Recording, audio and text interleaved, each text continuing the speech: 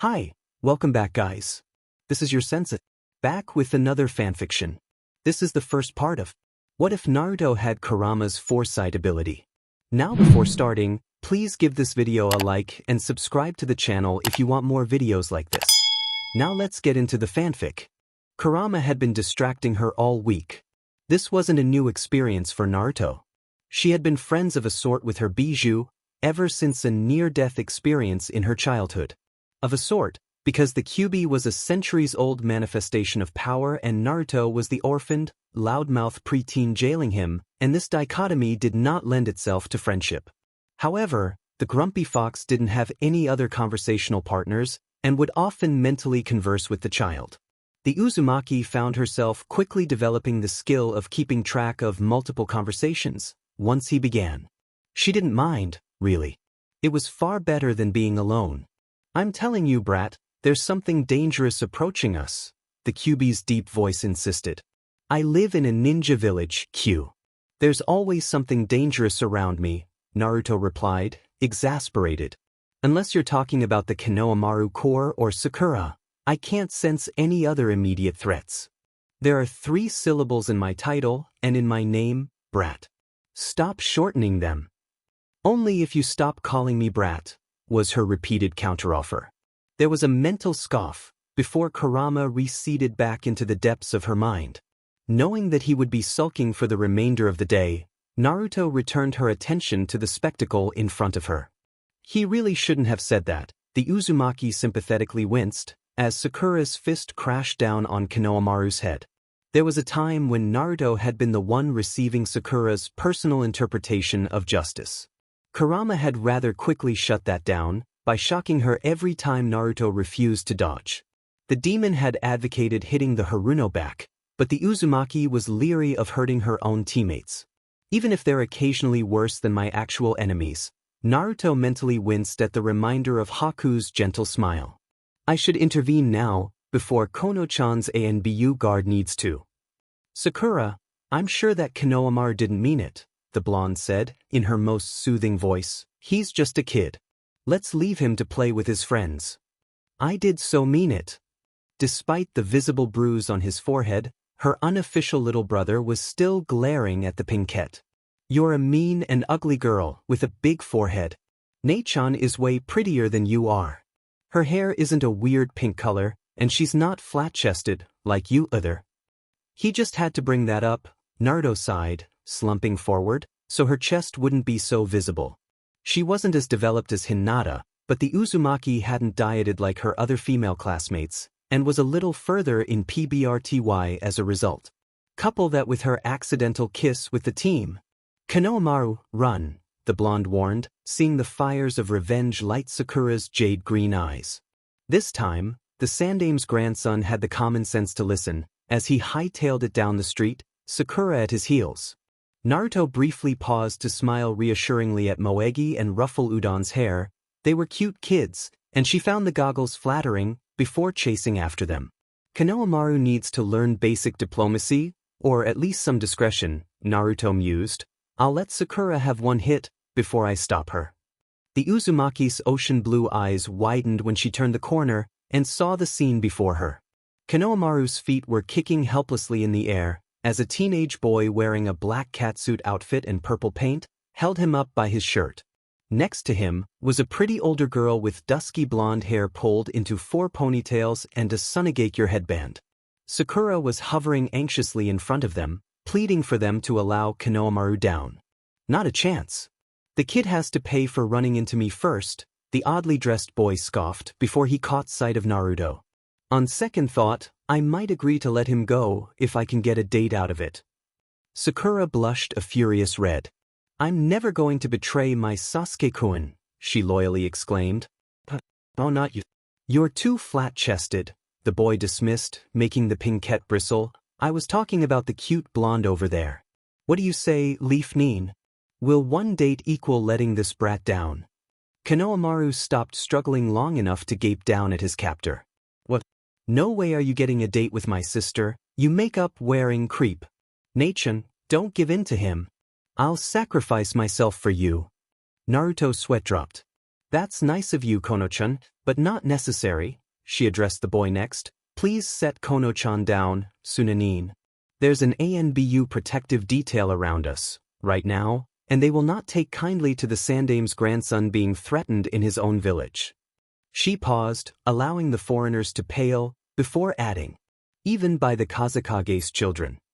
The Uzumaki had established the identities of both parties involved in the confrontation, while keeping her own secret. She had offered a warning to the other teens, but worded it in the terms of a suggestion. She had implied that she was related to the Sandame, but Konohamaru had been the one to explicitly claim her as a sister. They were inside of Konoha, and should this move to a physical confrontation, Naruto was pretty sure that the international incident would be blamed on Suna. The Kazekage's son was hesitating, and Naruto was confident that this issue could be resolved without violence, when a rock came flying out of nowhere. The tiny projectile cracked against the older teen's knuckles, causing him to recoil and Konohamaru to tumble into the ground. The academy student quickly scrambled up and ran to hide behind Naruto. A childish exclamation of worry and a wet sniffling sound suggested that Moegi and Udon had also made an appearance. Sunanin, what are you doing in this village? Sasuke's coal-black eyes glared down at them from his relaxed perch in the tree. Even as Sakura squealed about how cool he looked, Naruto took one look at the defensive catsuit-wearing teen and internally cringed. Damn it, why couldn't the team see that this problem was almost resolved? Naruto whined. "Nei-chan, why couldn't you do that?" Konohamaru pouted from where he was clinging to her legs. Naruto looked down at him and ignored Sasuke's rude questions about what the foreigners were doing here. Because violence should never be the first answer, Kono-chan. It was way more cool though, the Sarutobi sighed, ears perking up. Hey, so will your team be joining these exams too? The Uzumaki shrugged.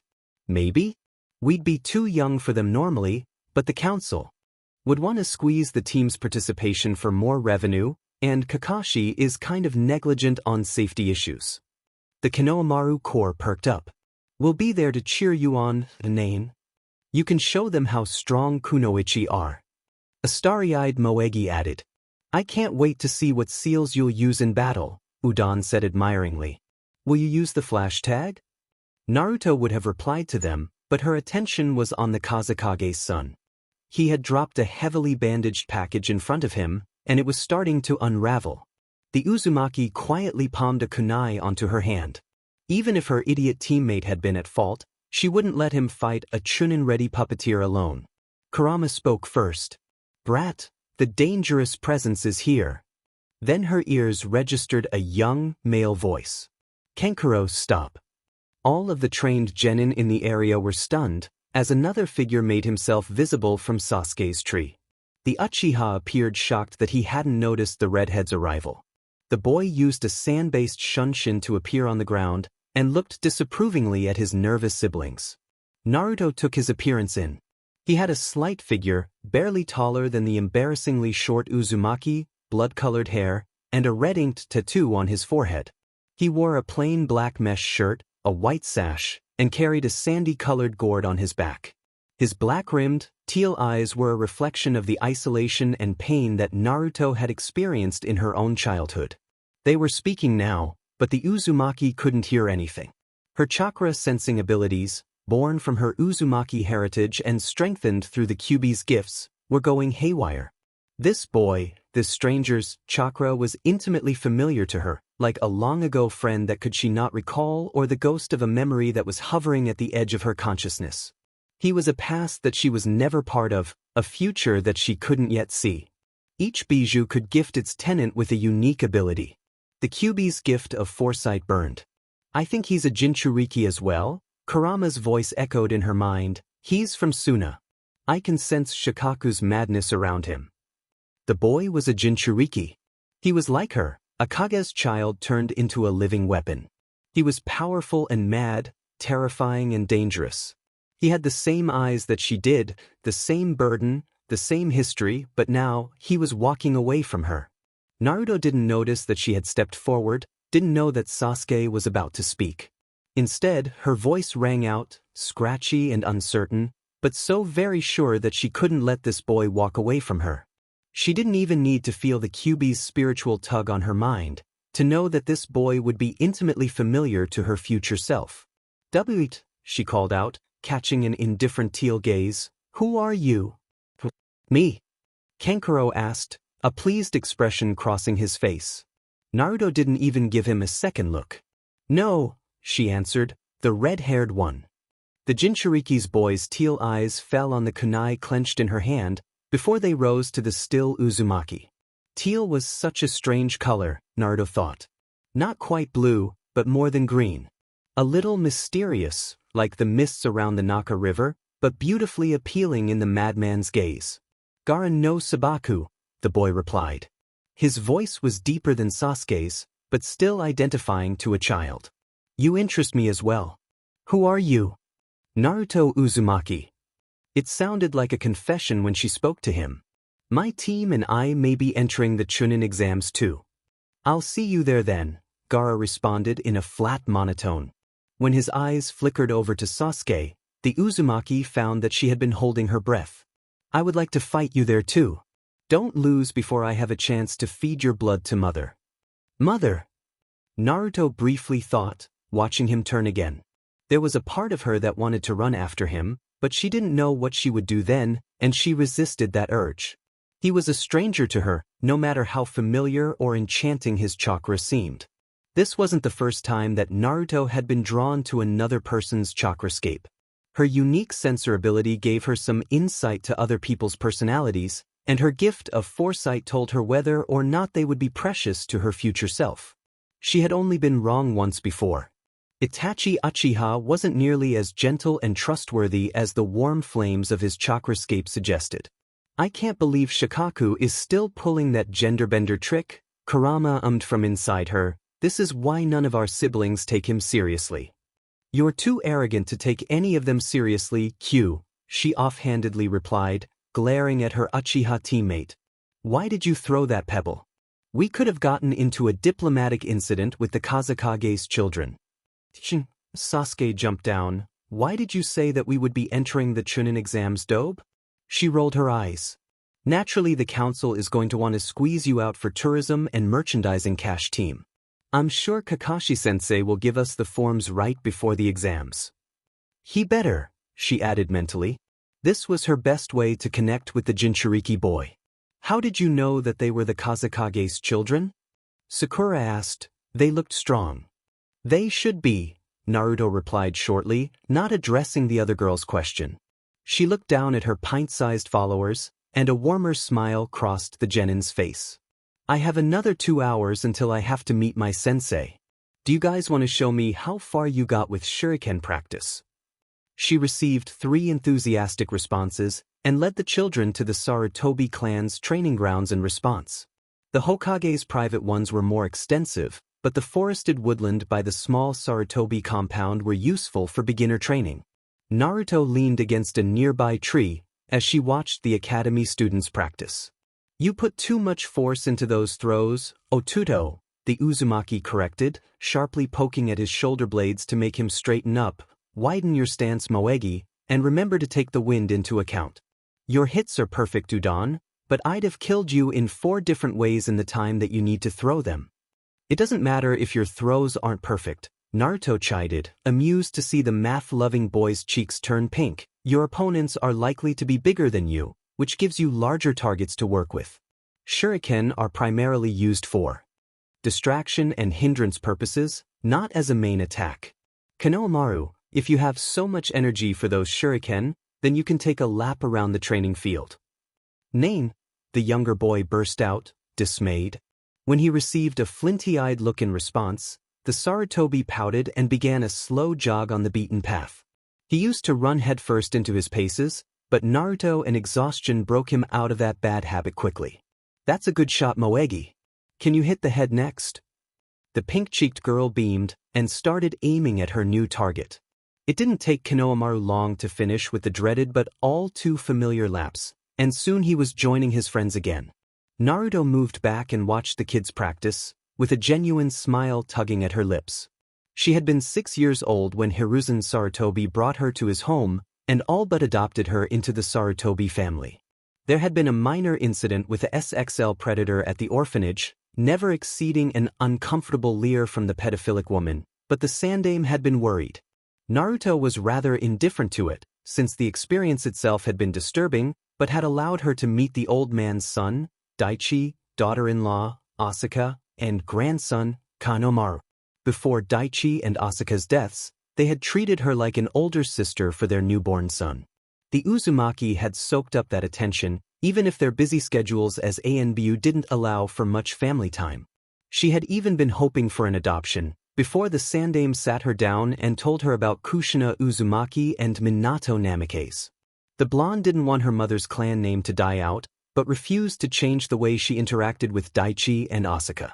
Naruto still considered the Sarutobi to be her family, even if she had moved to her own apartment last year. It's more of a personal lab than a living space, Kurama pointed out, especially since you don't know to cook yet? I'll get to it when I get to it. Naruto retorted. Her inability to cook was a bit of a sore spot. Your Otuto is about to do something stupid, the QB lazily pointed out. A second later, Naruto was jumping forward and swiping a glowing card from Konohamaru's hand. One brief look at its surface as she tossed it aside caused the Uzumaki to close her eyes. The sound of cursing around her suggested that the flash tag had gone off. Konohamaru, what did I tell you about my sealing cards? Naruto said sternly. Not to use them unless I'm in danger or you're around to supervise me, the boy rubbed at his eyes. But Nachan, you were ow. The Uzumaki swiftly cracked her knuckles against his head. I didn't give you permission to use them, Otuto, so you shouldn't have. She withdrew another card from her shinobi pouch. You can replace your stock with this one, but if I see you use them without my permission again, I'll confiscate them all. Understand? Okay. Konohamaru happily agreed. Nachan, did you make any new cards? As a matter of fact, I did, the Uzumaki responded. Would you like to see? At this point, Udon was even more excited than Konohamaru, as the trio gathered around her. This wasn't surprising.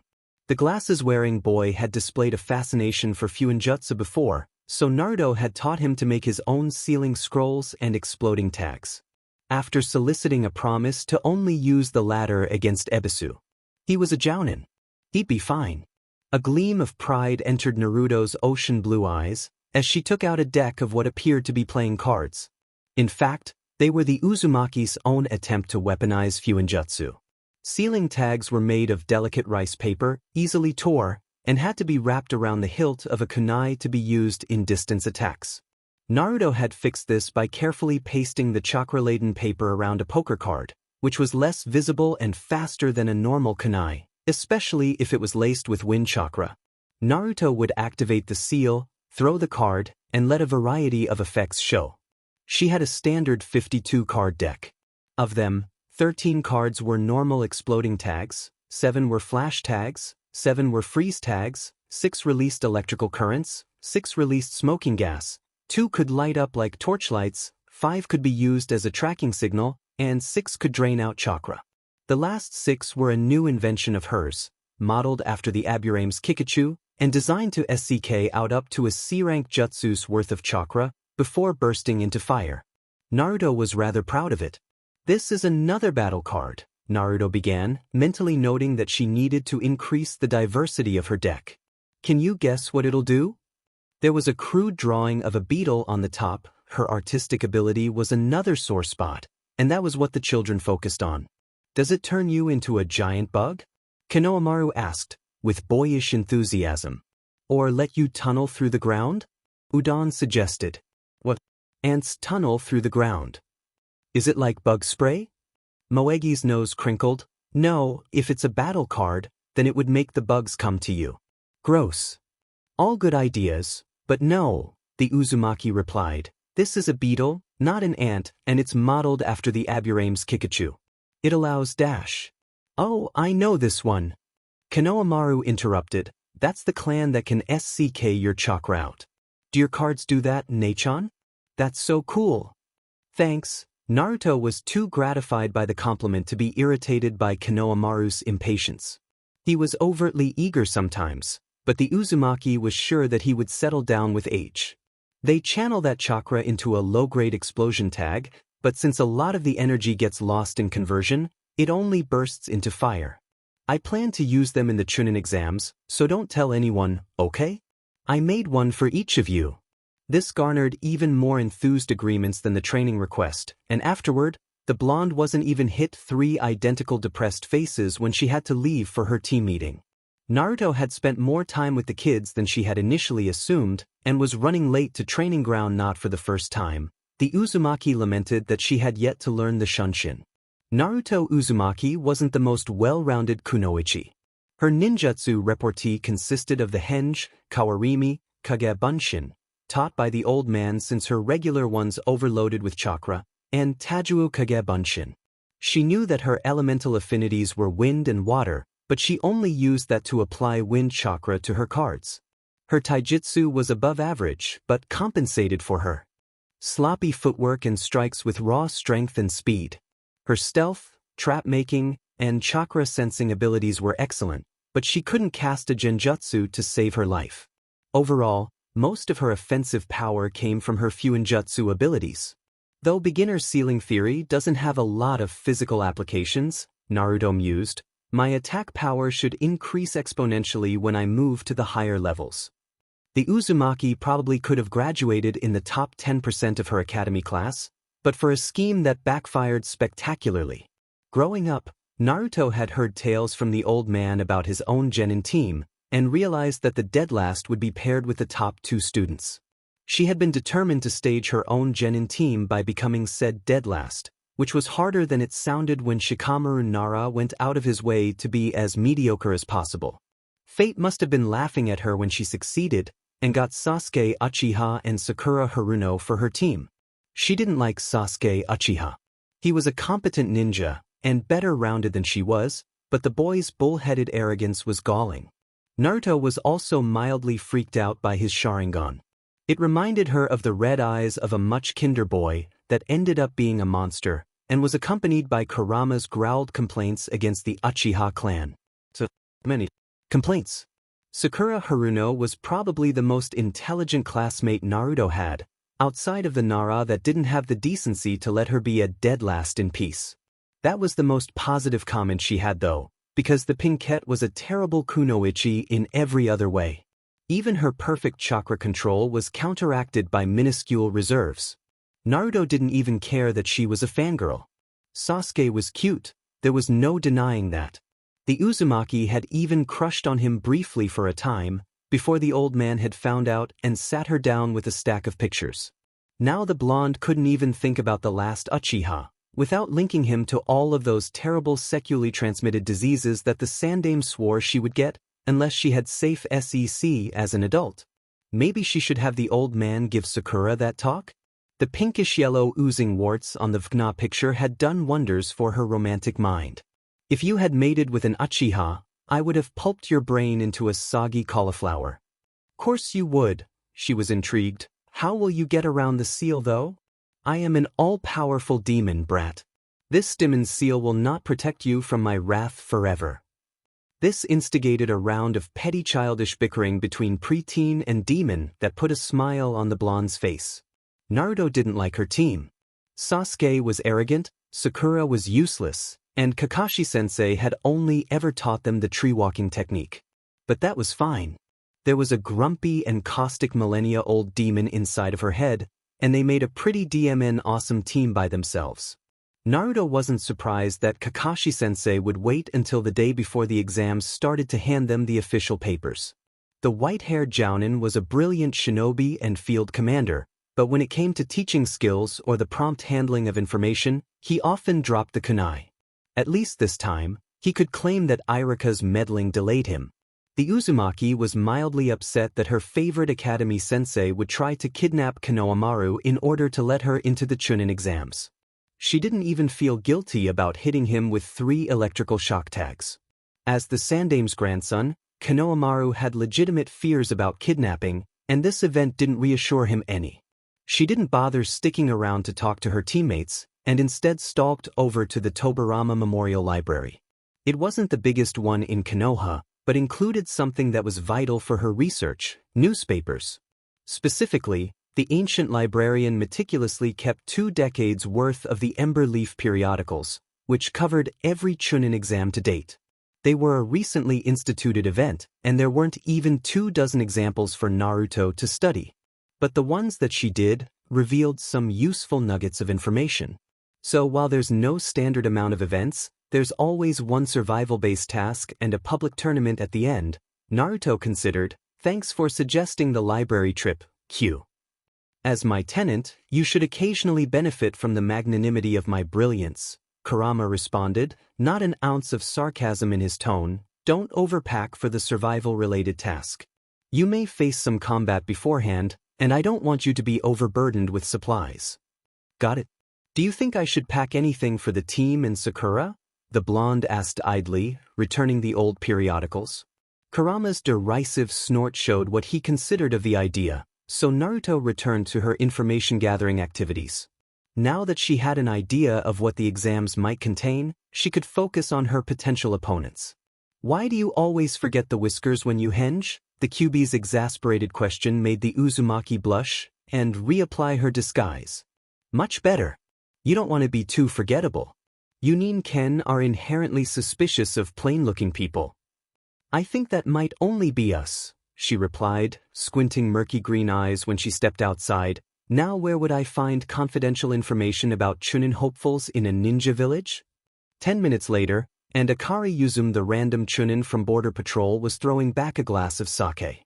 The clear liquid burned as it fell down her throat, and Naruto was merely grateful that Kurama neutralized all of the alcohol in her systems. Otherwise, she was pretty sure that she would be puking in the alleyway, right now. Hey, for cups in and Yuzum still up. Aizain laughed, gesturing over to the barkeeper. Oi, Tenzin. Sure you don't water your drinks here? Water my drinks? Not any chance, the older man snorted. I run a respectable bar here. This girl's just got a stomach of cast iron. I'd like to see a miserable little bee like you drink 4 of my IWOs and not fall over.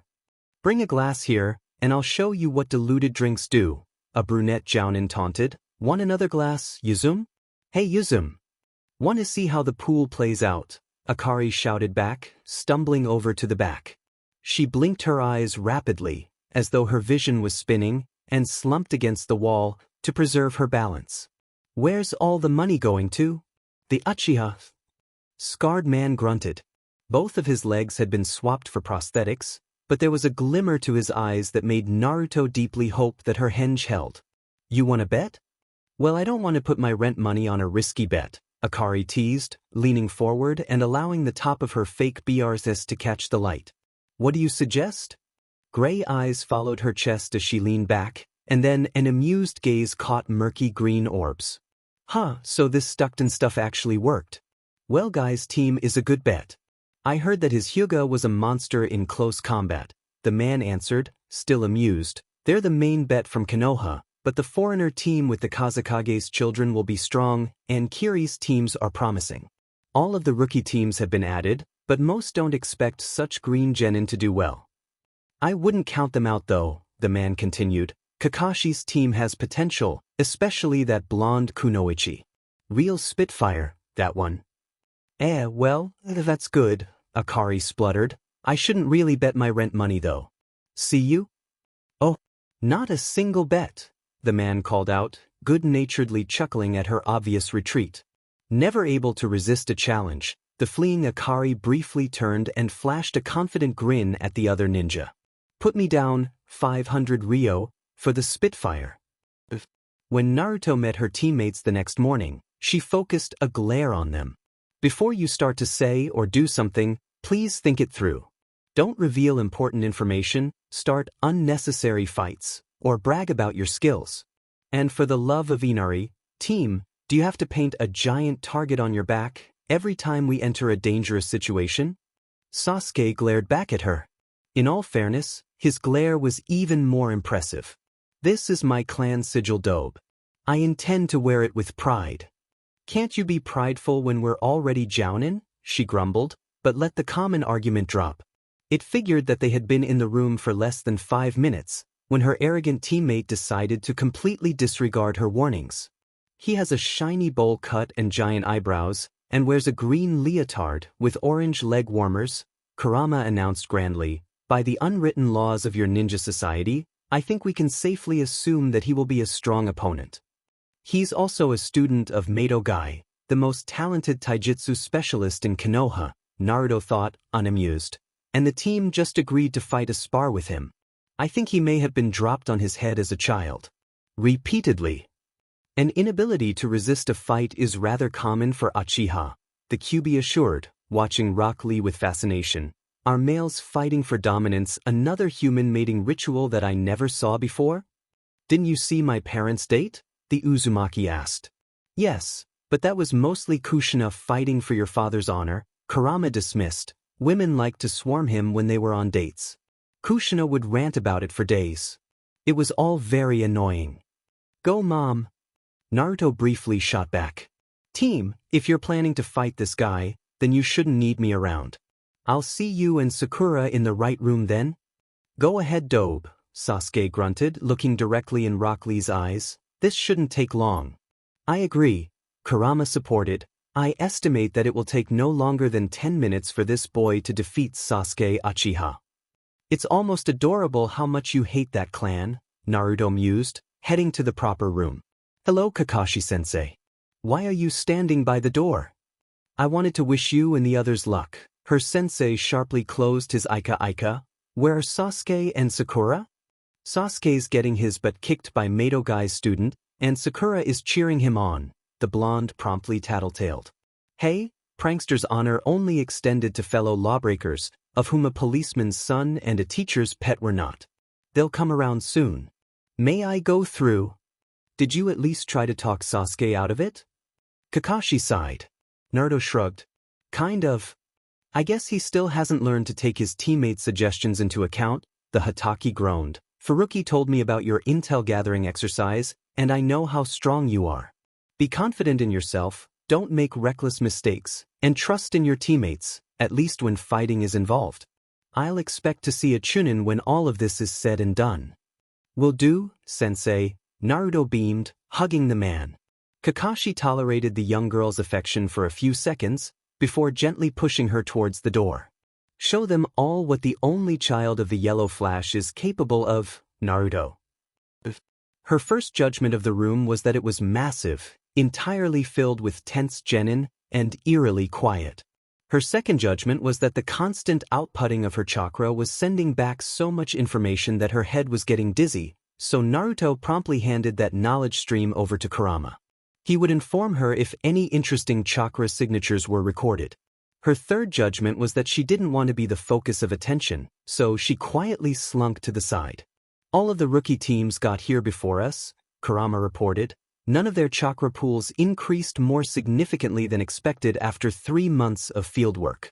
Madogai's team hasn't reached the room yet, but I sense them in the room below us. There's something strange about one of the ninja to your immediate right, 30 paces ahead. His arms don't emit any chakra. They're covered by long sleeves, but I guess it's possible that they've been replaced by prosthetics. Naruto discreetly observed the hunched teen with the mostly bandaged face. He's wearing a giant, straw, cape? Can you feel any chakra inside of it, Q? Stop calling me that brat. I am the great and almighty QB no Yoko, who, with one slide of my majestic tails, can make the ground shudder and the waves rise to my command.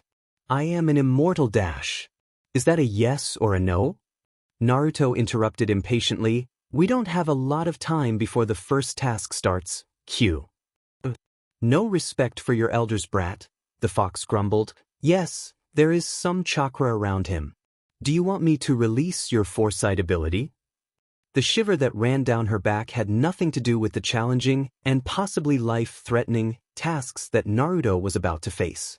It had everything to do with the almost crippling fear she had of her talent to divine the future. The ability was a concentrated form divine energy that Kurama had blessed a priestess in the land of demons with centuries ago. If the QB didn't regulate its usage, it would wreak Naruto's mind with the limitless futures available to her, causing her to lose track of reality, as her mind wandered a plane that humans were never meant to enter. For now, with the QB allowing the barest trickle through, It merely nudged her in certain directions or drew her to individuals that would be important to her future. They had released a little more last night, when she was safely ensconced in bed, and Naruto had gone nearly catatonic after a few minutes. It wasn't even particularly useful, since her mind would shove the information and sensations away after each attempt, in order to preserve her sanity. Dark, looming trees, yellow eyes over faceless bodies, black flames dancing on the face of a red-eyed boy, a waterfall of sand, a discordant harmony, silver branches wrapping her body close, a beetle with 1,000 faces and a forked tongue. At least we know that the survival task is likely to be in a forest setting, Kurama soothed in a softer tone. I believe there is one more chakrascape that would interest you. Shikaku's Jinchuriki has entered the room. He feels like the remorseless desert sun glaring down into a whirling sandstorm. Inadvertently, a sense of anticipation rose in the blonde, as her eyes scanned the room for blood-red hair. Logically, she knew that this boy was her enemy today, and born into madness regardless. "Q, you can protect me from an angry Shikaku, right?" Naruto asked just to be sure. "With my chakra and your healing, you won't die, brat," Kurama grudgingly admitted. "I'm not intervening unless you're in the brink of death, though. I won't deal with the embarrassment of publicly admitting that I have a weak host." "Works for me," Naruto replied brightly. The first test was scheduled to begin in half an hour. Sasuke and Sakura should be here in around 5 minutes, and there were officials stationed nearby. As long as she didn't set the obviously homicidal boy off, the Uzumaki would get a few wonderful moments of immersing herself into his chakra and knowing that a precious link would be forged one day. All 3 of the Kazekage's children noticed her approach, but it was only Sabaku no Gaara's impassive gaze that Naruto's ocean blue eyes happily met. Her chakra sense registered a brief jump that she associated with surprise, and it came from all of the siblings when she stopped a few arms' length away from the shortest ninja. "Sabaku no Gaara," the blonde greeted, an easy smile on her face. "Hello." "Naruto Uzumaki," Gaara returned, an odd expression crossing his face. "What are you doing here?" "I wanted to see you," Naruto replied, ignoring the choked sound from the redhead's puppeteer brother. "How do you like Konoha?" "It's fine," the other Jinchuriki answered. When he didn't add anything else, it became clear to the Uzumaki that if this friendship was to go anywhere, she would have to make the first move. And presumably every move thereafter, until the red-haired boy realized that her offer was genuine. "There are many wonderful tourist spots around Konoha," Naruto continued. "Have you seen them?" This time the boy only shrugged, and the Uzumaki was momentarily depressed that even this minimal interaction was backtracking.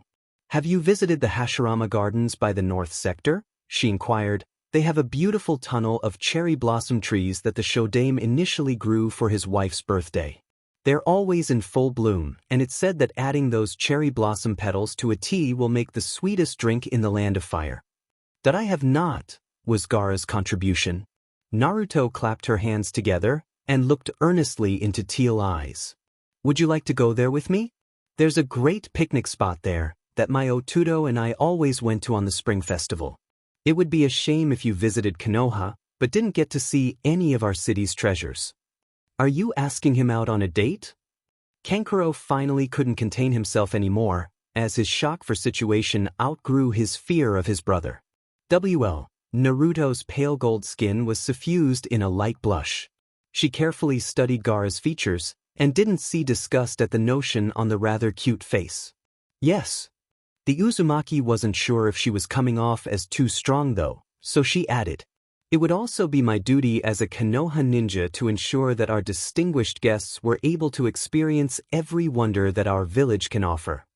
"You don't have to do that," the dusky blonde interrupted, sending a nervous look in Gaara's direction. "We can check it out on our own time." "It's nice of her to try and warn me about her brother," the Uzumaki decided, before awkwardly chuckling. "Yes, but it's not any trouble for me. I'm not even offering to do it for selfless reasons. After this test, I really would like to go on a date with you, Gaara. What do you say?" The boy with the blood-red hair and teal eyes looked at her with a confused expression. "No." The Uzumaki wilted. Internally, the Kyuubi chuckled as his tenant's first request for a date was soundly rejected. "Q, what am I doing wrong?" Naruto mentally whined. Not a clue. Your mother didn't have to put in nearly this much effort to get your father's attention. Maybe you're just ugly? I told you to comb your hair more. You're so mean to me, Q. The blonde moped, as a loud sound drew her attention to the doorway. At least the team came in at the right time to let me run away and lick my wounds. Don't let it get you down, brat. You have over a month until the exams are done, and it's not like a crowd of other girls are fighting for the red-haired brat's attention. Kurama's advice did make her perk up slightly, and she was even able to offer a gracious smile to the Sand siblings. Very well then, Gar. My teammates need me now, but I hope to see you again. Go away, Naruto Uzumaki, the redhead frowned, or I will kill you and feed your blood to mother. You can try, Gaara.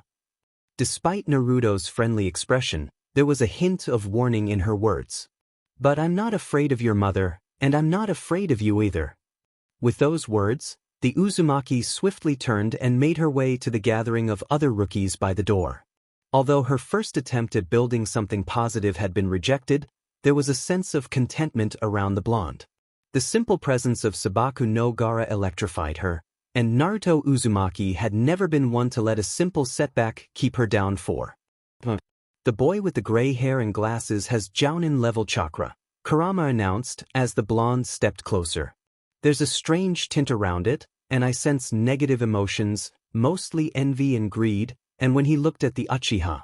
Most people feel envy or greed when they look at the team, the blonde thought, a wary feeling entering her chest.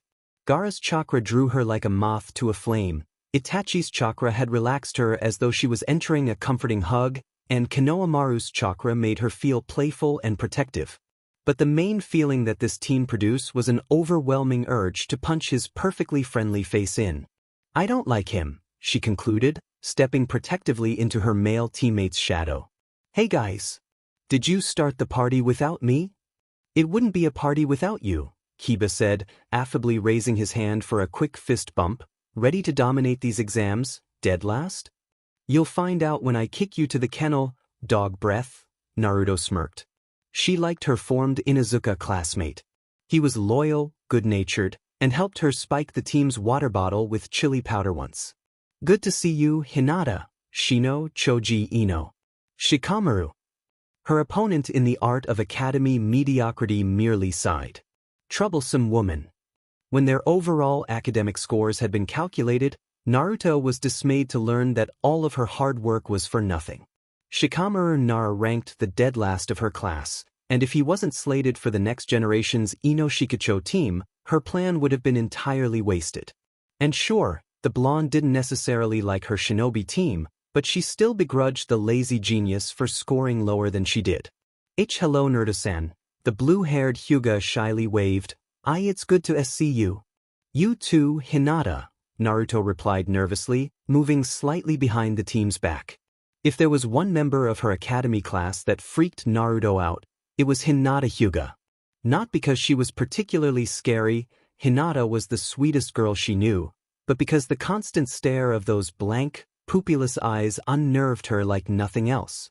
There were even times outside of school that Naruto swore she could feel its judgmental gaze on her back. It was rather off-putting for the self-declared queen of pranksters. Kabuto-san was about to share his Nin info cards, Ino said, as the gray-haired teen withdrew something from his pocket. Naruto almost mistook it for one of her sealing decks, when she saw that the blank orange cards were each slightly larger than her own ones. I have information on almost every ninja here, Kabuto explained, focusing on Sasuke. Since you're all rookies, I'll share some of my intel with you. Rock Lee, Sasuke immediately demanded, and Sabaku no Gaara. You already know their names? That makes it too easy, Kabuto said, eyes never leaving the Uchiha's face as his hands flickered through the cards. He didn't even look at the deck as he withdrew one and channeled chakra into it. Naruto was immediately envious that she could not do the same. Rock Lee, Kabuto read out, he's 1 year older than you. Mission experience includes 20 D ranks and 11 C ranks. His sensei is Mado Gai, a taijutsu specialist. As a result, his hand-to-hand combat skills have increased exponentially over the past year, though his skills in ninjutsu and genjutsu are non-existent. He's got everyone's attention last year as a skilled rookie genin, but he didn't take the exam. This is his first time like you. His teammates are Tenten Higurashi and Niji Hyuga. Next, let's see Sabaku no Gaara. The next card had a scowling redhead on the top. His mission experience is 8 C ranks, and amazing. He did a B rank mission as a genin. He is a foreign ninja and this is his first time taking this test, so I don't have any more information on him. He sounds so strong, Chuji nervously commented, shoving a few chips into his mouth. I wouldn't want to face him in a fight, Ino shuddered. Sasuke's eyes positively gleamed. That's not very impressive, Kurama said grumpily from her head. My Jinchuriki has an A-rank mission and a B-rank mission to her name. The old man did register you for a solo B-rank mission after Mizuki's capture, didn't he? Yes, Q, you remain the best bijou in the elemental countries, Naruto assured, ocean blue eyes gleaming. This is interesting though. I'm guessing that Gaara didn't get his advanced missions by mistake. He's very strong and inherited Shikaku's standard gift to his tenants. I should warn them. His teammates are his older siblings, Temari and Kankuro, the Uzumaki inserted. Temari has a giant fan, so I'm guessing that she's a proficient wind user. Kankuro uses a puppet, so he needs to have good chakra control. Gaara is the most powerful one of them all. He can subconsciously control sand, and his chakra levels are very high. The others stared at her. And how do you know that? Sakura demanded. Well, these exams are about making friends, aren't they? The blonde shrugged. I made a friend. Naruto refused to answer any of their other questions, and soon drifted to the back of the group. Then Kabuto said something idiotic, the sound Nin with the hollow arms attacked, and they were ushered into a big testing room. Taking a seat next to Hinata, Naruto barely stopped herself from scowling. She hated tests. The exam proctor was interesting though. What was Ibiki Marino, the head of the torture and interrogation force, doing here? When Naruto flipped over her exam page, her ocean blue eyes widened in dismay. I can't answer these questions. Naruto looked them over. They're all well beyond Genin level, and even Chunin level for some. The basic seal cipher is doable, but I don't know to pair that information with Kusa's military history. Q, you're supposed to be ancient. Do you know any of this? I was sealed into your mother, brat, not your father, Kurama snorted. He was the academic genius that wouldn't need to cheat to answer these. You do. If I get caught, then they'll take away 2 points though, the Uzumaki paused. 2 points? The purpose of this exam is to cheat. That's what everyone else is doing, the QB lazily replied, even that red-haired killer of yours. Naruto discreetly looked around the room, and saw that the bijou was correct. Hinata and Sasuke had their dojutsu active, Ino was slumped forward in her chair, and Akamaru was trotting around the room, and occasionally barking out loud. Even Gaara's floating sand eyeball, while impressive, didn't convey the barest subtlety. The proctors didn't seem to care how badly you cheated, as long as you weren't going out of your way to be caught. When a kunai flew into the desk of the older teen sitting in front of her, Naruto stood corrected. Apparently there were some individuals that were simply just that bad when it came to cheating. My attempt won't be much better, the blonde accepted. I have to develop less battle-focused cards soon. This is an embarrassing hole in my shinobi skill set. She took one card out of her pocket, channeled a bit of chakra inside, and then, when the proctor was about to walk by, threw it down. Wa tuai. Her former drinking partner, Izane, shouted, as the freeze tag released a torrent of icy water onto him. His arms windmilled in the air, valiantly trying to keep his balance, before he lost the battle with the slippery floor and crashed down.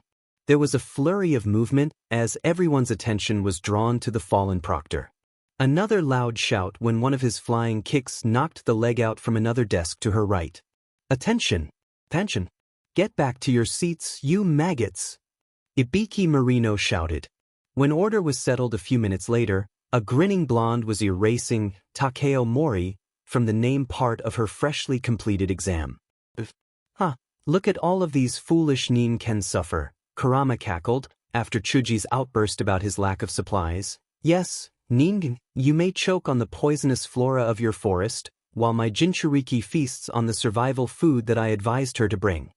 Protein bars and pre-packaged meals aren't exactly common to the feast category, Q, was Naruto's dry reply, as she signed Anko's release form.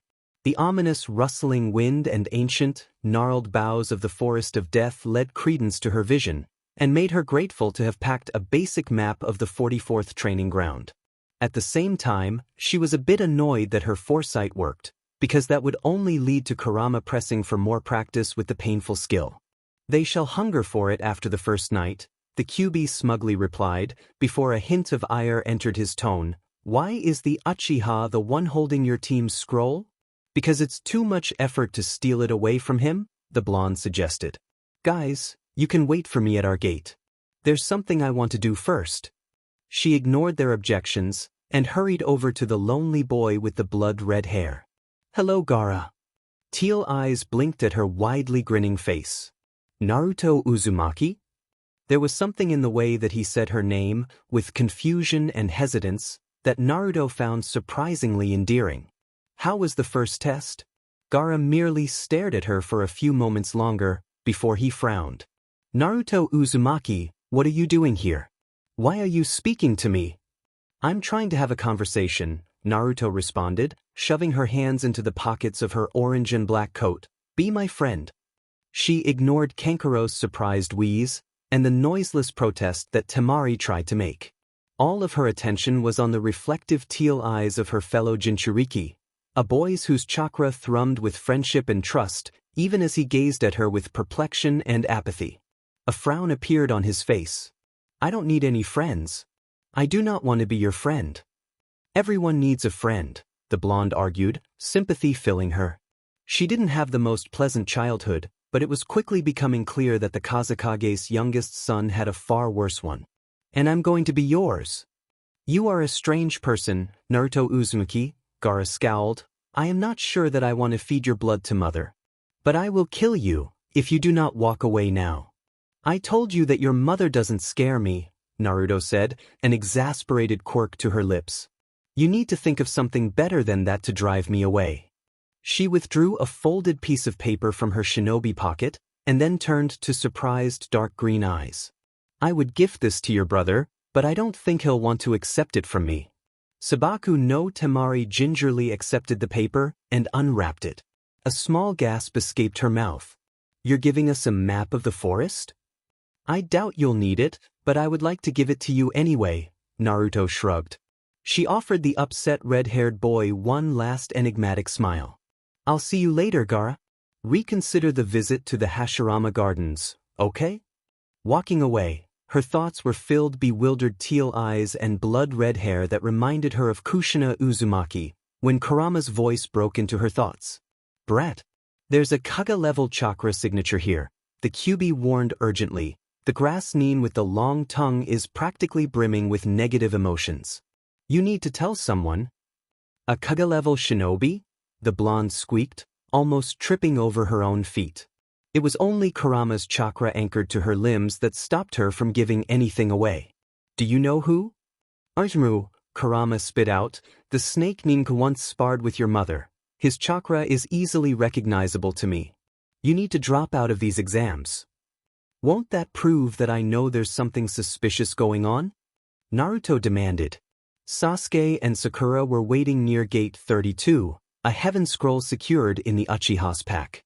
This direction was nearly opposite to the hidden Orochimaru, and the blonde barely stopped herself from running to her teammate's side. What the hell is he doing here? Orochimaru was obsessed with mastering every possible jutsu in the world, Kurama answered, and we have a handy pair of copy wheel eyes here, just waiting to be ripped out. What do I do? Naruto asked nervously. He'll slaughter us all, if I reveal his identity now. Do you think Sasuke would listen to me? The Bijuu's silence wasn't necessarily comforting, as the Uzumaki pasted her usually bright smile on her face and stepped closer to her teammates. The gates had partitions to allow some privacy to each of the teams, but the blonde kept her back to the others anyway. She didn't want her lips to be red. Sasuke, we need to quit the exams, she murmured, her stomach dropping as coal-black eyes narrowed. There's an S-rank missing nin here, and I think he wants to steal your Sharingan. Don't make up ridiculous lies, Dobe, the Uchiha hissed back. You can quit the exams if you want, but I'm entering that forest. The proctor only said that all of the team members have to be alive, not that they have to reach the tower too. But wouldn't joke about Orochimaru of the Sasuke, Naruto said furiously. There's a man in there that would like nothing more than to rip your eyes out, and you still want that petty promotion? For a moment, she thought she saw a flicker of hesitation in his eyes, so she looked pleadingly at Sakura. You believe me, Sakura, don't you? The pinkette hesitated. I don't know, she hedged, peeking at their male teammate. It does sound far-fetched. Sasuke's face hardened. I'm going in there, Dobe. You can walk away like the coward you are. I can see that you still don't trust me as a teammate, team, Naruto spit out, turning around and walking towards the gate. Now you're bringing the three of us into the most dangerous fight that we'll ever have. The blonde blinked ocean blue eyes rapidly. She was not crying, damn it, as her hands formed the sign for a single Kage Bunshin. She scribbled down a quick note, pasted a tracker seal on herself, and passed the other half of the card to her clone. With any luck, they would be able to get help in time. Those who break the rules are trash, but those who abandon their teammates are worse than trash. Naruto's hands clenched tightly. She would be walking into a deadly arena, where the poisonous flora, giant leeches, carnivorous centipedes, and massive tigers wouldn't be an issue. Not compared to the S-rank madman that would hunt her down like prey. I always said that the other Uchiha should have killed his little brother too, Kurama grouched. Temari's POV. Naruto Uzumaki was an idiot. She was a blonde-haired, blue-eyed, pint-sized 12-year-old child, and she was an idiot. Temari couldn't find any other description after her cursory search on the blonde girl. It turned out that she wasn't the granddaughter of the Sandaime, though she had been all but adopted into his family. With the venerable Hokage taking interest in her, she should have scored higher than the dead last position in her academy. At the very least, she should have shown the basic survival instinct to avoid Sabaku no Gaara. Naruto Uzumaki had a death wish. She was a blonde-haired, blue-eyed, pint-sized 12-year-old child, and she had a death wish. Temari couldn't think of any other reason why she would stare at her youngest brother with such naked fascination written on her face. It was true that Gaara wasn't followed by the homicidal killer reputation that he had built up in Suna, but his bloodthirst and madness were still obvious. Only the Uzumaki seemed indifferent to this, as she offered her wide and slightly goofy grin, plied her confused brother with date requests, and shared a map of the forest with her opponents. Naruto Uzumaki was distracting Gaara. She was a blonde-haired, blue-eyed, pint-sized 12-year-old child, and she was distracting Gaara. Temari didn't even think that was possible until the Uzumaki had done it. Her younger brother was too confused by the blonde girl's crazy actions to pay much attention to her or Kankuro. There was a perpetual frown on his face since the Uzumaki entered their life, but he hadn't attempted to kill a single person in Konoha. Yesterday, she had seen him hunched over a book on social etiquette, possibly trying to learn whether or not the blonde had insulted him yet. Temari had worn a ghost of smile as she fell asleep that night. Naruto Uzumaki was an idiot, with a death wish, that had a knack for distracting Gaara. Temari rather hoped that she didn't die anytime soon. The dusky blonde genin was starting to enjoy the momentary peace her presence brought.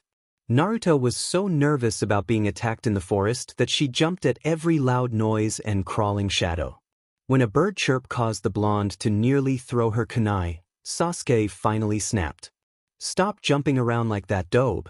The test just started, no one's going to attack us. Not yet, maybe, the Uzumaki bit back, still holding tightly to her weapon. Q, can you sense anything? There's one ninja ahead of us, but he doesn't have enough chakra to be Orochimaru, Kurama reported. I've thought about the situation, brat, and I think that we'll survive. I can channel enough chakra over you to increase your speed exponentially, and you can outrun the snake. It won't last for long, so we'll make a break for either the tower or the gates, depending on which is closer.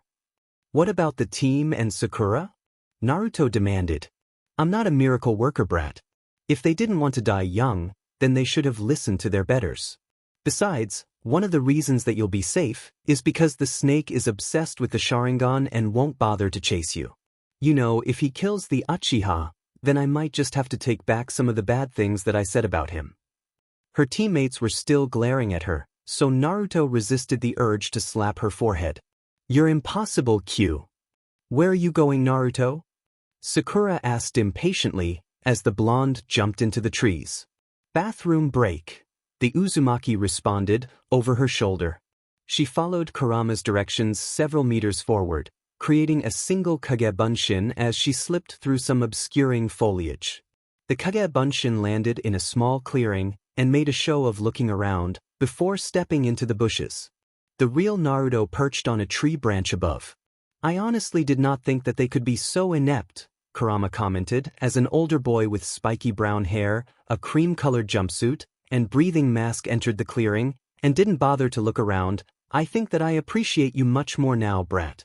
Come on out, little Konoha Nin, the teen crooned out. I have a handful of poison Sinbon trained on you right now, and there's nowhere to run. You should give up your scroll now. I love you too, Q, the Uzumaki sarcastically replied, as a wide-eyed blonde Bunshin stepped out, with her hands up.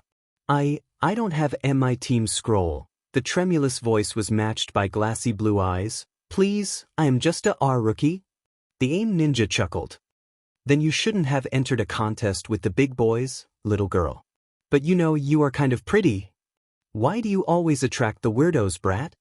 Because they can sense a fellow madman in my head, Q.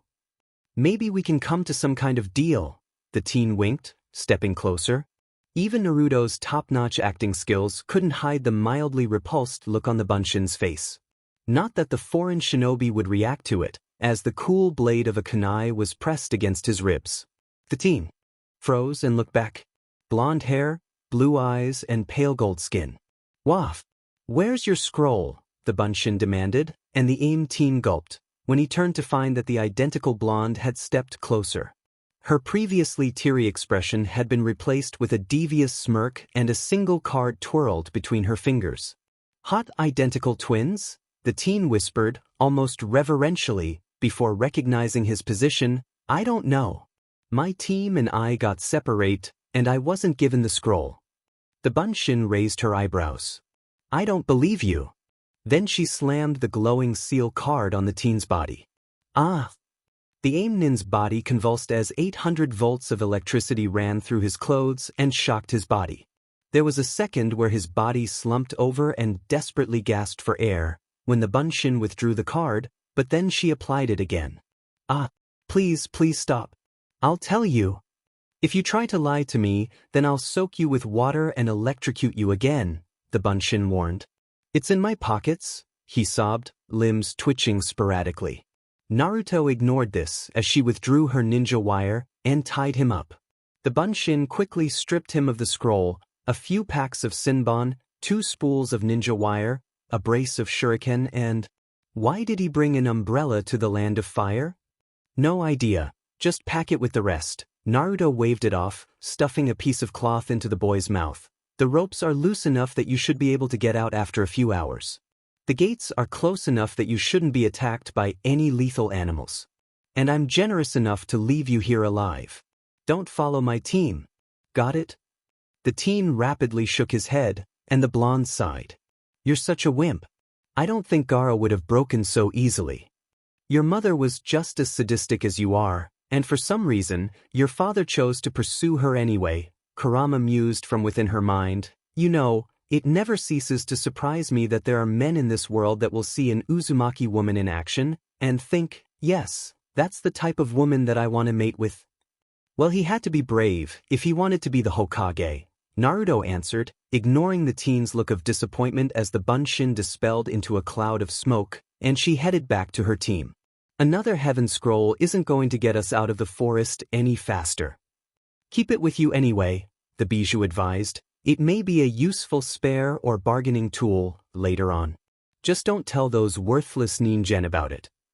The Uzumaki heeded his words and merely waved off her teammates' irritated grumblings when she returned. For the next 2 hours, they were able to make a steady pace towards the center of the forest. Sasuke even condescended to smile when she revealed the map, though the blonde Kunoichi was still wary. Her nerves were so frazzled that she almost missed the pricking feeling at the edge of her consciousness. Kurama did not. "Brat, there's a massive wave of chakra approaching us." "Nervai." Sakura's shout was cut short as her female teammate tackled her into the ground. Naruto's eyes closed tightly, using her sensor ability to make anything out of the broken branches and dust that filled in the air. There was a huge chakra presence rapidly moving closer, and Sasuke was to her right, using the tree-walking ability to stay on the ground. The Pinkette's body was frozen in shock beneath her, but the Uzumaki barely noticed as her glowing hands stuck her to place. Then another image, the dispelled Bunshin from the gate, flitted into her mind, and Naruto's tenuous chakra control snapped. "Kami freaking ding," the blonde swore as the wind propelled her body backward. There were times when the Uzumaki's slender figure and lightweight body worked to her advantage.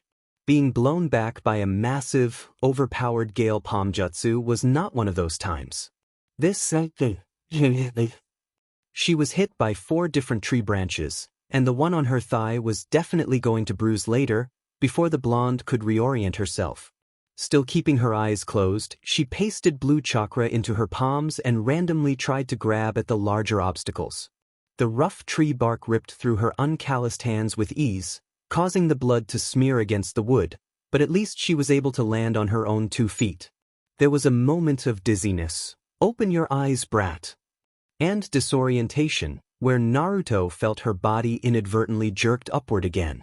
When she opened her eyes, it was to pitch darkness, but the sensation of falling caused her legs to snap out involuntarily, with feet lined in chakra.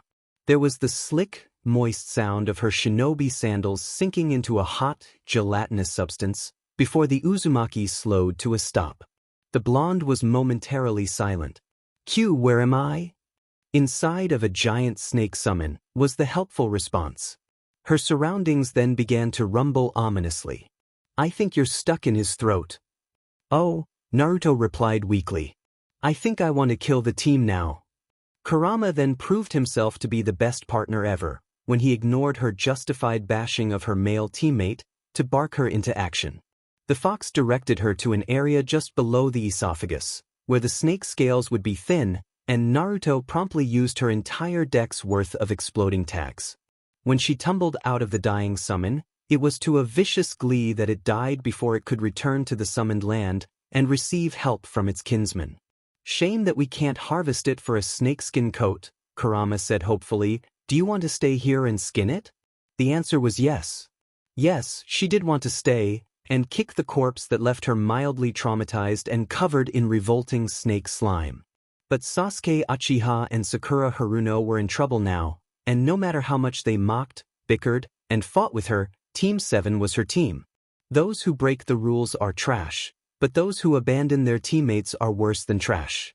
Naruto focused her attention on the giant chakra presence screaming against her mind, overruled every survival instinct inside of her, and ran headlong into battle. When she landed on a tree beside Sakura, she found her teammates paralyzed with killing intent. And lo and behold, there was another giant, kami-bedamned snake approaching them. Someone received the note. "Backup is coming," the blonde told herself, activating several freeze tags, and covering the summon with a flood of icy water. She neatly backflipped over its lunge, kicked it in the eye, and then withdrew a shock tag. "Kaisher," Naruto whispered triumphantly, throwing it forward. The resulting light show triggered a high-pitched shriek, similar to a human scream, before a massive plume of smoke covered the area. Sasuke took this time to shout at the oddly attractive dark-haired woman that Kurama claimed was Konoha's greatest male traitor. He offered their heaven scroll too, to which he was only lucky that they were fighting for their very lives right now. Otherwise, Naruto would have bashed the team over the head for such a stupid move.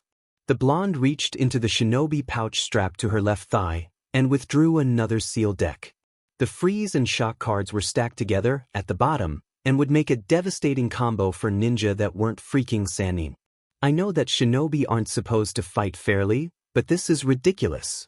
Sasuke redeemed himself a moment later, when he pulled off a genuinely impressive wire kunai trick, followed by a massive plume of fire that managed to do real damage.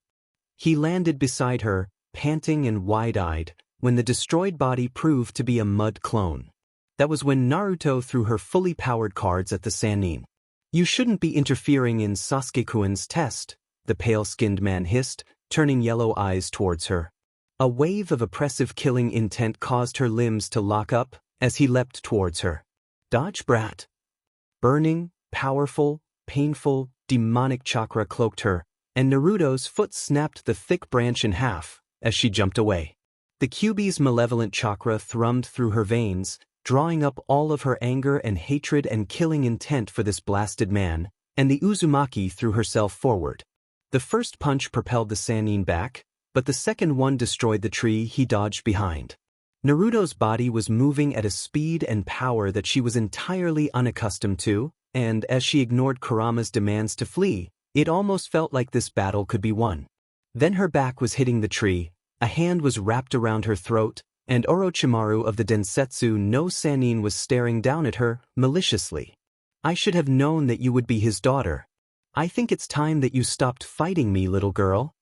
Art of Fuinjutsu, 5 Elements Seal. "Get the F away from her, snake."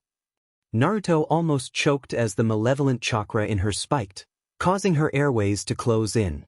A thick, tail-like appendage of bubbling, red chakra formed over her stomach and batted the Sannin's purple glowing fingers to the side. Orochimaru tossed her body away instinctively, making her fly backwards until she crashed against a tree.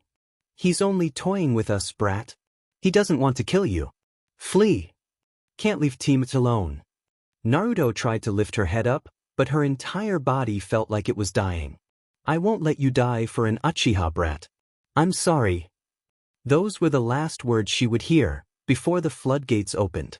Kurama released his control of her gift of foresight, and a virtual wave of images deluged her mind. The blonde was overwhelmed. Giant's toads with platters of steamed flies, an emerald X mark below a curtain of brown 5 black pipes skewered into a bush of silver thorns, the ring-rippled eyes of a gaunt shadow crimson hair stark against the golden sand, a cursed necklace given in hope, a whirling blue sphere in the hands of a white-cloaked blonde man. Her last sight, before her eyelids fluttered into unconsciousness, was Orochimaru's teeth sinking into the pale curvature of Sasuke's neck. Naruto Uzumaki had never had a hangover. Thanks to her bijou, she likely never would. However, she thought the throbbing head, nauseous feeling, pinpricked eyes, and ash-blown mouth fit one. Trying to ignore the heavy weight to her body that begged her to stay down, Naruto extended her chakra. Enclosed space, running through with nature chakra. Sakura sitting beside another prone figure, Sasuke? Why did his chakra feel so abnormal? Naruto thought, Q, where am I? What happened? Although there was the familiar presence of the bijou stirring against her mind, he refused to speak.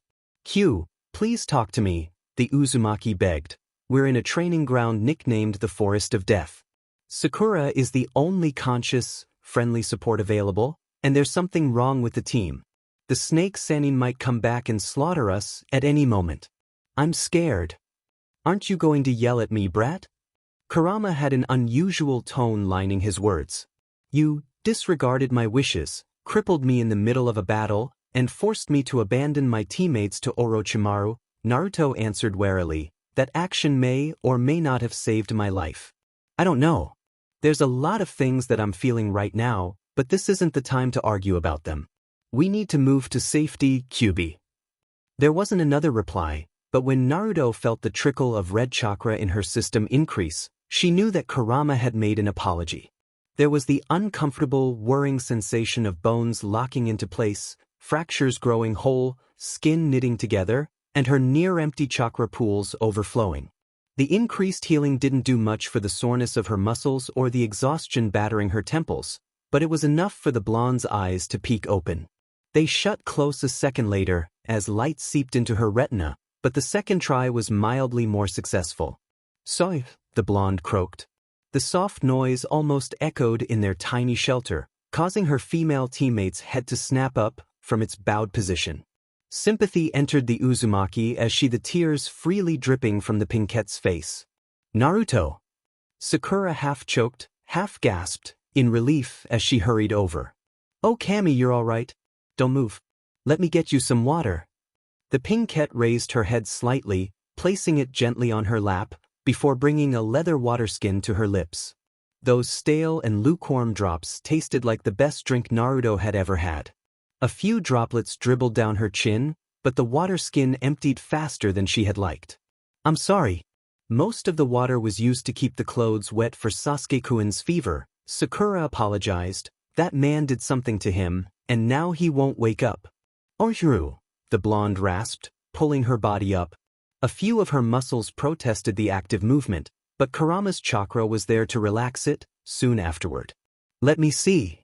The snake's cursed seal of heaven, Kurama observed. It's stronger than when I first saw it, on that female disciple of his. It releases corrupted chakra into the recipient, and has a 1 in 10 survival rate. Death would arguably be kinder, since it corrodes the survivors' minds. Team has the worst luck. First his family is killed by Ida, that man, and now a capital trader is giving him hickeys. Can you do anything? I would have trouble removing a seal like that from you, brat, and you were surrounded by my chakra from the womb. It would kill your teammate. Sakura, the team was bitten with a cursed seal that pours corrupted chakra into him, Naruto reported, gently pushing the Uchiha's head to the side, and taking a closer look at the seal. There's a part here that's supposed to draw out his worst nightmares, and another to weaken his mental defenses. It's too strong for me to remove. The pinkette released a harsh sob. You were right, no? There was a madman after Sasuke-kun, and if I listened, slept. Sakura's head snapped to the side, a rapidly reddening handprint forming on her cheek. An S-ranked ninja just attacked us, and put one of our teammates in a coma, the Uzumaki said succinctly. We need to bring Sasuke medical attention, as soon as we can.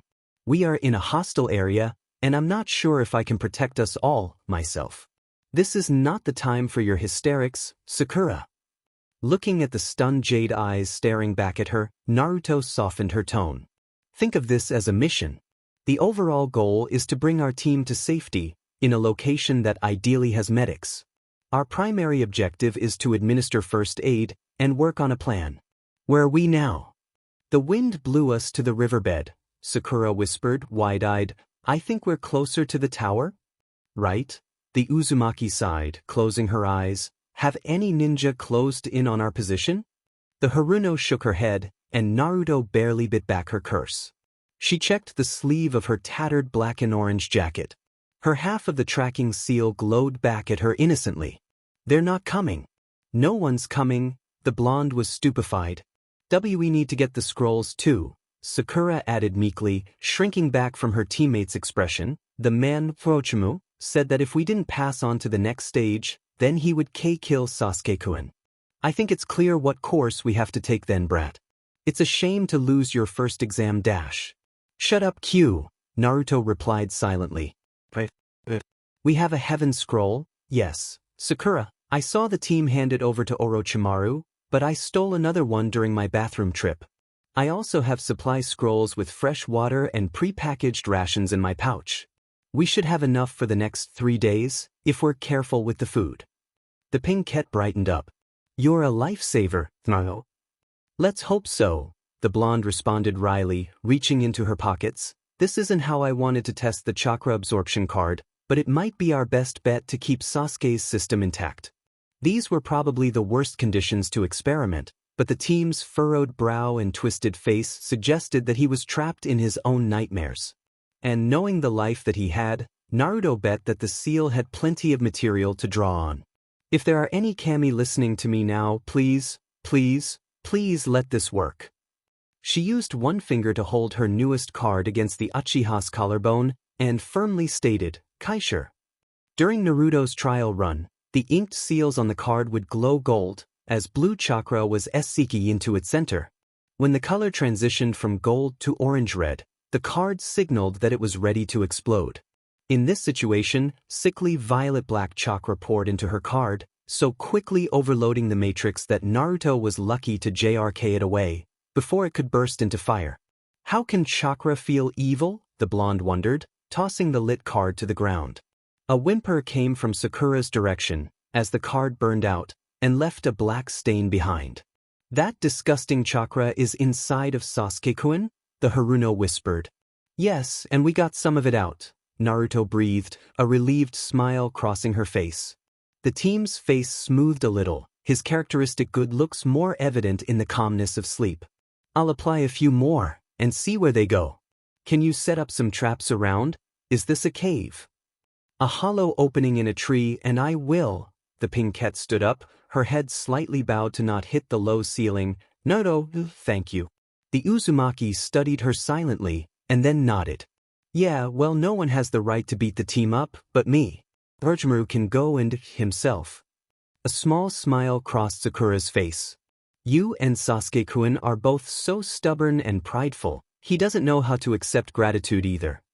Naruto didn't know what to say to that, but the pinkette left soon after. She had 18 chakra absorption cards with her, and after they were all applied, there was a circle of burnt spots around the blonde. The cursed seal of heaven was still throbbing on the team's neck, but it had faded to a dark gray. The Uchiha's fever had fallen, and his sleep almost appeared peaceful. When Sakura returned, the blonde insisted that she take first watch and allow the other girl some rest. The pinkette was too exhausted to put up much of a fight, so Naruto made a clone to keep watch while she unpacked her trap kit. Sakura's defenses were textbook perfect, but they lacked the creativity and lethality needed to get Team 7 out of this med forest alive. Especially since most of Naruto's card stock had been used up, and Fuinjutsu was her main form of combat. They switched off around midnight, and it was in the early rays of the dawn when Sakura shook her awake. There's a team from Sound that wants to challenge Sasuke-kun, the Haruno whispered to her. Naruto opened irritated blue eyes. You know, I'm from a noble clan too, but there's no one seeking my death. It's just like the team to be surrounded by privilege, even when he's in a freaking coma. The Uzumaki sat up and rubbed her eyes. There are 2 ropes on the left wall. Cut off the top one, and when one of those idiots lands on the clearing, cut the other one. I'll be up in a minute. She ignored the threats being shouted from outside of the hollow, as they were soon replaced by explosions and screams. Her female teammate must have been really emboldened by Orochimaru's attacks, because she didn't hesitate to cut the second rope after seeing the volley of acid balloons and smoke tags. Triggered by the first. So it seems that Sound is allied with Orochimaru, Kurama mused. He wouldn't tip his hand just for the pinwheel eye. I wonder if he wants to kill the Hokage too. The blonde paused. I'm painting the old man with tracking seals when this stupid test is done. Naruto Uzumaki would not characterize herself as a violent person, but one could not possibly tie one's soul to the Kyuubi since birth and not experience side effects. The blonde Kunoichi stormed out of the shelter, withdrew her freeze and shock tags, broke the metallic arm of the bandaged teen, and then proceeded to interrogate them. Rock Lee dropped by at one point, but Sakura was able to convince him to leave without challenging anyone. The answers that Naruto received were vague at best, but she didn't resort to injecting Kurama's corrosive chakra into their bodies. In the end, a trade was made, Earth Scroll for their lives, and the Uzumaki stalked back to her team, utterly unsatisfied. Brat, there are some familiar signatures here, Kurama warned. Naruto channeled some chakra into her voice and then spoke. Team, you may notice that Sakura and I are not in the best mood. If you try to attack us now, then I promise that I will retaliate. With lethal force if necessary. We need to move, Sakura said quietly, not even acknowledging her threat. The previous 2 days had built a solidarity between the girls, and Naruto had to admit that it was the only good thing to come out of the Orochimaru clusterfuck. This place is too open. I know, Naruto breathed, extending her chakra sense. Rock Lee is meeting up with his team now, but they're heading away from us. Team 8 is also leaving. Pack up the camp, and I'll make a few Kage Bunshin. We can carry Sasuke away from here and head directly to the tower. She had never been more grateful for her chakra sensor ability than now, since they were able to avoid 2 ambushes on their way. Sakura carried the map and flanked the Bunshin with the team on her back. Naruto could have sworn that he stirred briefly once, before falling back into his fitful sleep. When the red and cream tower entered their sights, the girls could have wept. I don't care, Sakura interrupted, causing the summoned Chunin to huff in offense. Train your mind and body equally to serve the village, got it? No one's FANG listening to you. My teammate needs a medic now. For the first time in 2 days, a genuine grin crossed the Uzumaki's face. What Sakura-chan said. In a large room within the academy building, one of the more famous Konoha jounin approached one of his Suna counterparts. I want you to know that Naruto's not normally this forward, Kakashi assured. She was actually one of the few girls that wasn't a fangirl in the academy. Her reaction to one of your students was surprising, but she only intends the best, and she's a very sweet girl. Baki looked at the famous ninja that had approached him and started spouting gibberish. Huh? Haven't you seen the pre-exam video footage? The masked ninja asked, surprised. No, Baki sweated. His students, and it had to be either Kankuro or Gaara, hadn't caused an incident with the copycat ninja students, had they? I apologize for what my student has done. No need for that, the Hatake exclaimed. I mean, he could have been more diplomatic about it, but your student has every right to reject a date. Kankuro rejected one of your students? Is that the name of the red-haired one? Gaara rejected one of your students? The shower was running in the background as Naruto, mindful of her grimy and dirty appearance, plopped down on the floor. Each of the teams were assigned a group room, though the owner of their third army-issued cot was resting in the medical center. Kakashi-sensei had applied an emergency evil sealing method to the team, which relied on his willpower to keep Orochimaru's corruptive chakra at bay. Naruto had been rather doubtful of its effectiveness. Sasuke had a powerful will, but not necessarily one that would reject ill-gained power, but there were no better alternatives. As their sensei applied the seal, Naruto and Sakura had to give a briefing to the Sandaime. The blonde had received her answer about the backup then. It turned out that the exam proctor, Anko, had received the note and sent for additional help. She then personally entered the forest to track them down, but was waylaid by Orochimaru. The Sannin had threatened to kill all of the exam participants if the exam was disrupted, and rather than call the bluff of a madman, the Sandaime allowed it to progress. Was Naruto thrilled about this? Was it a sound tactical decision? Was that a sound tactical decision? How am I supposed to know, brat? I'm an immortal force of nature. I overpower my way through my problems. When will it help me to stop and consider the decisions that will affect you weaker ninjen? Gosh, it's almost like you didn't spend the last century imprisoned in the wives of two Kages. Naruto had swallowed her opinions about that decision and moved to cover the incident with the sound team and her suspicion of the possible attack on the Sandaime. The adults had nodded to this, apparently unsurprised, before assuring the girls that the adults would handle the rest and they should focus on the exams. It was honestly a responsibility that Naruto was glad to hand over. She was lucky to have survived 10 minutes with Orochimaru, and she knew it. Before the genin were dismissed, the old man had complimented them on the bravery and resolve that they had displayed in the forest. Despite the fact that the Uzumaki was still ashamed of herself for blacking out in the end, she beamed at her honorary grandfather's words. Her cheeks had been particularly red when the Sandaime praised her novel way of counteracting the curse seal, claiming that it had drastically increased Sasuke's survival rate. After that, the girls had been led to their rooms, and, after a pleading look towards Naruto, Sakura had dragged the three cots together. The Uzumaki was quietly relieved about this. She would definitely be having nightmares later. Now the Pinkette was cleaning herself up, which allowed the blonde time to sit down and reflect on Kurama's actions. Naruto Uzumaki had always known that she opened herself further to Kurama's influence than either her great-aunt or her mother had. This had given her several advantages, such as access to a unique sensor ability, a powerful gift of foresight, more bijou chakra, and a snarky demonic sounding board. The drawbacks had never been a concern of hers, at least, not until now. Not until she realized that Kurama could completely shut her down at any point in her life, and was willing to do so. Remembering the way that her mind was overwhelmed by her visions, and her body was forced out of her control, made her furious. It was more than the shame of abandoning her teammates mid-battle. It was the visceral terror of being entirely within someone else's mercy. I think I want to scream at you now. Do you also want a pat of the head, a hug, and a promise to never do it again? Stop trying to be sarcastic about this. You went against the pale.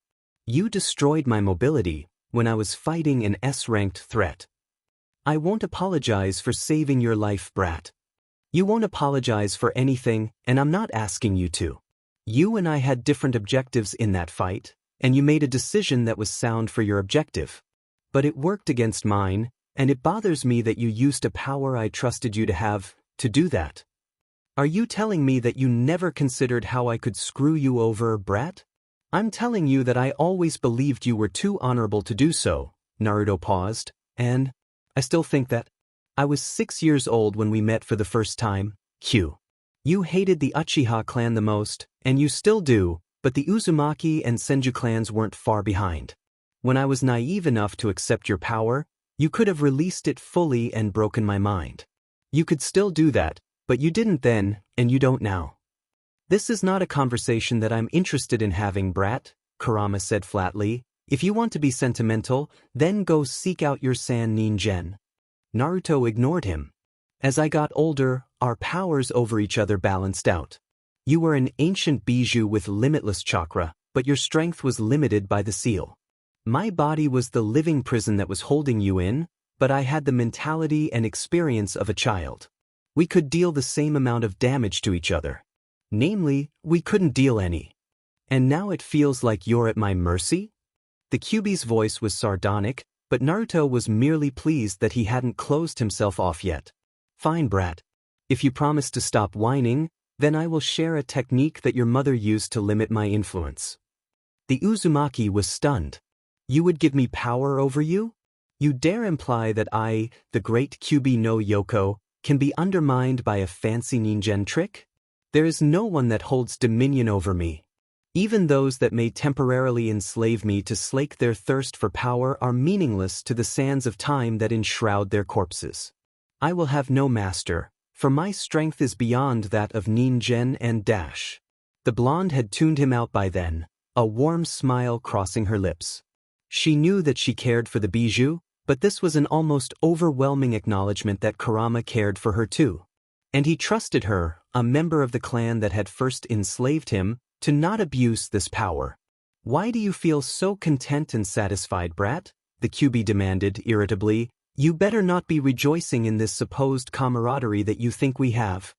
Emotionally and mentally exhausted from everything that had occurred in the last 2 days, Naruto merely closed her eyes. And soon the blonde girl was curled up on the wooden floorboards of the forest tower, fast asleep. Naruto, Naruto, wake up. Sakura's softly insistent voice brought about her awakening. The gentle sound was immediately counteracted when the blonde opened her eyes and saw a lovely, but way too close, pair of jade eyes above her face. "Ah!" The blonde shrieked, jerking backwards and hitting her head against the cot. "Ow!" Sorry. Her female teammate moved back, trying to stifle her giggles. "I didn't want to scare you. But you've slept for a while now, and even with a pillow, your neck would be stiff after another few hours." The Uzumaki blinked confusedly and looked down. Sakura had indeed pushed a pillow under her neck. DMN. Now the pillowcase is covered in snake slime. "We have Sasuke-kun's one as a spare," the pinkette suggested, her smile fading. "He won't be returned from the medical center until the second exam is over. I checked on him, but he hasn't woken up from the coma though." Naruto pulled herself up and twisted her body around to stretch her stiff back muscles. Then she regarded her jade-eyed teammate with trepidation. She wasn't the best at comforting people, but the old man said that he would wake up soon, and the second exam will be completed in another 3 days.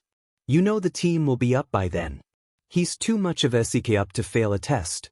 A sad smile crossed the other girl's face. The pinkette was sitting on the floor and hugging her knees tightly to herself. "Sasuke-kun will be fine. He's strong and so are you. I saw you two fight Orochimaru, while I stood still and waited to die. I saw you two fight the Chunin in our last mission, and Zabuza, and his apprentice. I couldn't do anything to help you then either." Naruto didn't refute those statements, and the Haruno ducked her head into her knees. "I'm useless," she mumbled. She is absolutely useless," the Kyuubi agreed. That you're going to keep her in the team anyway, aren't you, brat? Sakura-chan, the blonde grimaced, because that suffix was still new to her. Orochimaru, Zabuza, and even Haku were above our strength when we fought them. We should never have faced them that early into our careers, and it's a small miracle that we managed to survive each of them. The Pinkette's eyes widened. But we did. You said that Orochimaru wanted to steal Sasuke-kun's eyes. He's not the only one that would attack us, is he? No, Naruto admitted. Our past suggests that we'll continue to face enemies way beyond our league. There's no shame in being unable to fight them. When my teammates can fight for me and I can't fight for them, then it is shameful, Sakura disagreed vehemently. As though scared by the force of her own words, she ducked her head down again. Naruto, I want to be a full member of this team. I want to be able to useful in a fight. With your chakra reserves, you'll never be a frontline fighter, the Uzumaki said bluntly. I'm not trying to put you down, Sakura. I think it's admirable that you want to become a strong kunoichi, but the paths that the team and I took won't work for you. The old man started teaching me Fuinjutsu when I was 6 years old, and I'm barely into the intermediate principles. The team can afford to throw around massive fireballs, because he's been honing his fire affinity since he was 8. Then I'll have to find my own role in the team, Sakura replied, a determined cast to her face. Do you know what could be? You're smart, and you have great chakra control, Naruto shrugged. Iryo ninjutsu and genjutsu are possibilities. Don't limit yourself though. Take some time to build up your reserves, and look around for something that you can specialize in. And Sakura? Put your hair into a ponytail or something. Long, loose hair is a sign of strength, and neither of us can pull it off now. A small pout formed on the Pinkette's face. Then I would have the same hairstyle as Ino. You can always cut it? Naruto offered. This time the grimace was even more visible. But Sasuke-kun likes girls with long hair. That's another thing that you'll have to drop, the blonde stated flatly. I'd be a hypocrite if I told you to stop pursuing him, but there needs to be a distinct line between your kunoichi career and the team. When you're training or on missions, then that's your first priority.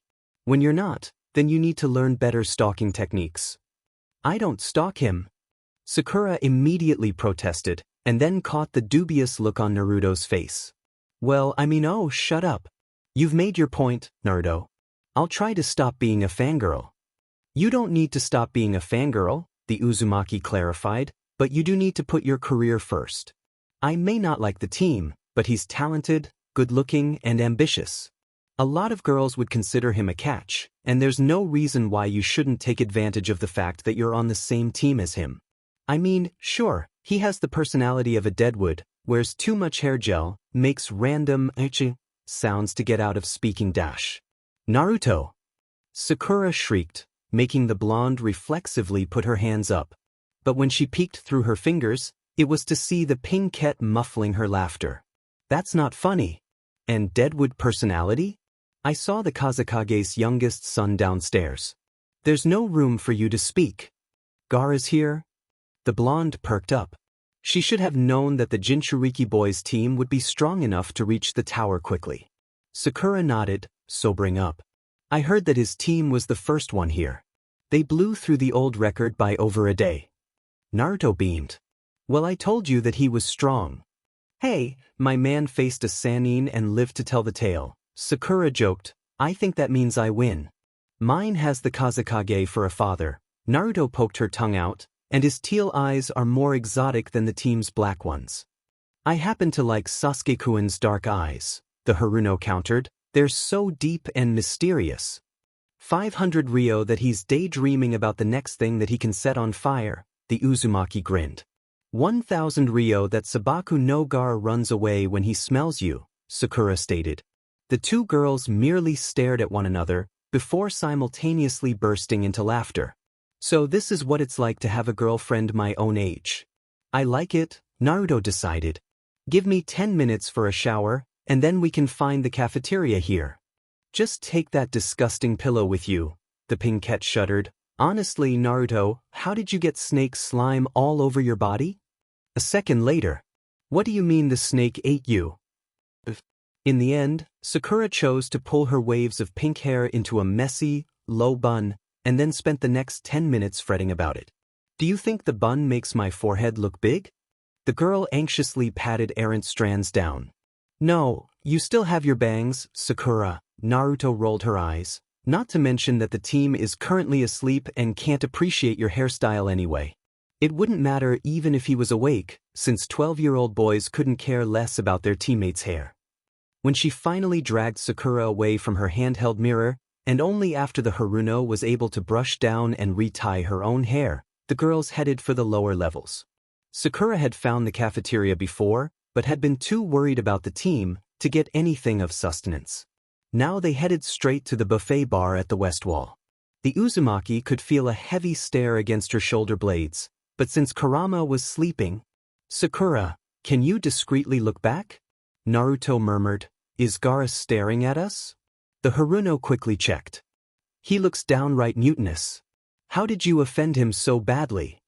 I asked him out, the blonde girl muttered. He refused the date. Sakura was silent for a second, and Naruto peeked up to see a contemplative expression on the pinkette's face. One word rejection? One word rejection, the blonde confirmed. I asked him to go to the Hashirama Gardens with me. What were you thinking? Sakura exclaimed, everyone knows that the gardens are a couple spot. You should have started off with something more innocent. He's from out of town, Sakura, the Uzumaki pouted. How was he supposed to know that? Good point, the pinkette allowed. When we're allowed back into the village, do you want to go on an ice cream run? It always makes me feel better after Sasuke-kun's refusals. If this attempt doesn't work, then my answer is yes, Naruto told her. Also, when the time is right, hit me over the head and tell me that I'm being stupid. What are you talking about? Sakura asked, befuddled. Trust me, you'll know. Then, ignoring her friend's hushed protests, the blonde eagerly walked over to the red-haired boy's table. Once again his siblings appeared stunned at her approach, and Temari even tried to shake her head, no, slightly. Hello. The Uzumaki greeted brightly, can we sit here? Sabaku no Temari smiled back awkwardly. I'm not sure if that would be a good idea. Her youngest brother was more XPLCT. Go away, Naruto Uzumaki. Naruto sat down anyway. A second later, Sakura was laying down a partially loaded tray next to her, and gingerly taking a seat. Hey, you're the flat-chested girl. Kankuro suddenly pointed out, I knew you looked familiar. The pinkette glared back. Naruto, why are we sitting with someone that's wearing last season's eyeliner? Temari didn't bother to hide her snort. Sakura, be nice, the Uzumaki admonished, keeping her smile bright and open as she faced the other ninja. Did you like the last exam? I heard that your team blew the old record out of the water. The puppeteer puffed his chest out. This test was a bit too easy for us. I thought that Konoha dash. Kankuro, don't talk to her, Gaara ordered, instantly making the older boy subside. Naruto Uzumaki. I'm not your friend. I will never be your friend. Go away. Sabaku no Gaara, Naruto sniffed. What makes you think that I'm here to talk to you? The teal eyes filled up with confusion, and the blonde could barely bite back her smile when they blinked owlishly at her. A confused Gaara was kind of adorable. Instead, she pointedly ignored him and looked directly at the other blonde in the table. Temari-senpai. Be my friend. Temari looked rapidly between her stunned brother and the grinning Kunoichi. I'm really not sure if that would be a good idea. Ah, but I've never met someone my own age with a wind affinity, the blonde pouted. There aren't many of us inside of Konoha, and, since you're from the land of wind and carry a fan with you, well, I was hoping to pick up a few tips for my own training. The other Kunoichi relaxed a little, as a proud smirk crossed her face. Training tips, huh?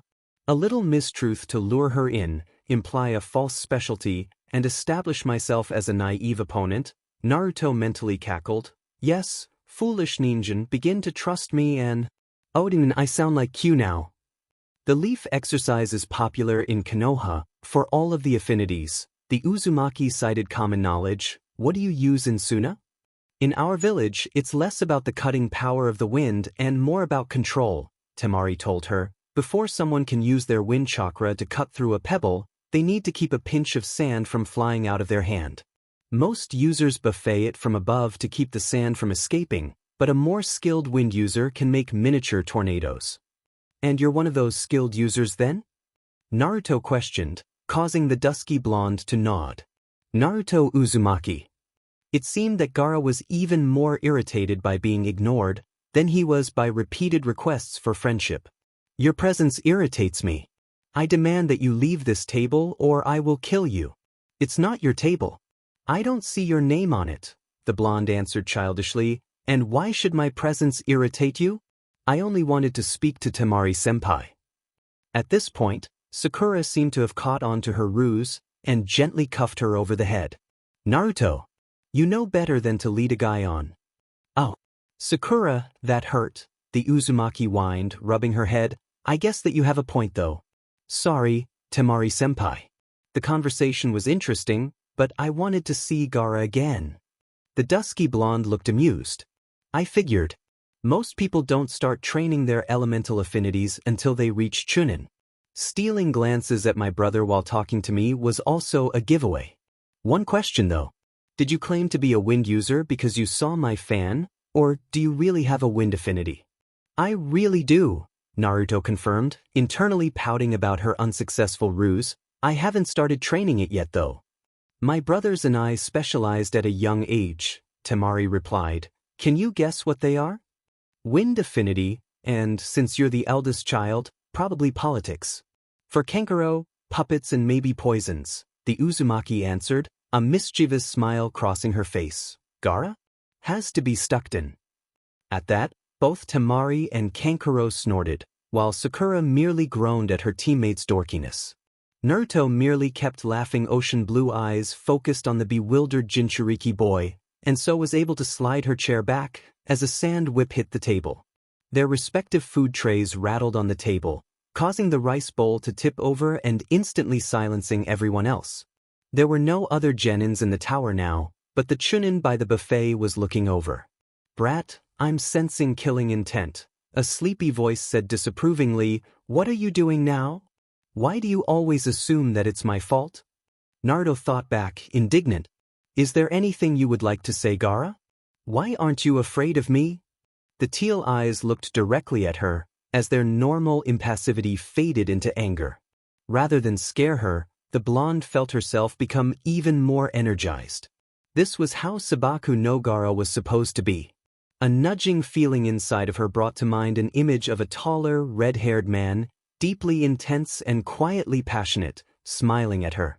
That's not a future that I'm going to run away from, Naruto decided, as the vision was accompanied by a familiar mental ache.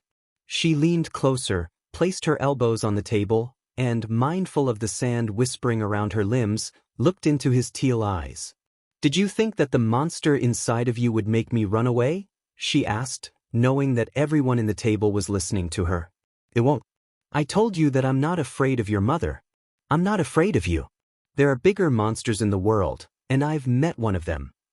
Temari was the first to discern her meaning, and her sudden gasp signaled the withdrawal of the boy's sand. Gaara was still staring at her, wide-eyed and fascinated, as she continued to regard him. The final sibling to understand was Kankuro, who started to curse under his breath. Naruto! Sakura's voice drew her attention away, and the Uzumaki realized that her teammate was looking rather confused. This is the time to recede, brat, Kurama advised. You made enough of an impression now. Let's go to the medic ward, Sakura. Naruto stood up. If you would like to speak later, Gaara, then my team and I are staying in room 2C. The blonde kept shaking her head to the Pinkette's increasingly intrusive questions, as the two hurried out of the cafeteria. She wondered if she had pressed too far by admitting her own Jinchuriki status. No, Gaara would only be here for a month. Naruto had to take every opportunity available to her. Now that the foreign team knows though, you'll have to come clean to your teammates, Kurama pointed out. Otherwise, the information will become available to the wider public if they discuss it in front of the Uchiha and the Haruno. Well, that's a conversation to look forward to, the blonde sighed. Team, Sakura, I want you to meet my life partner in the most platonic sense possible, the Kyuubi no Yoko.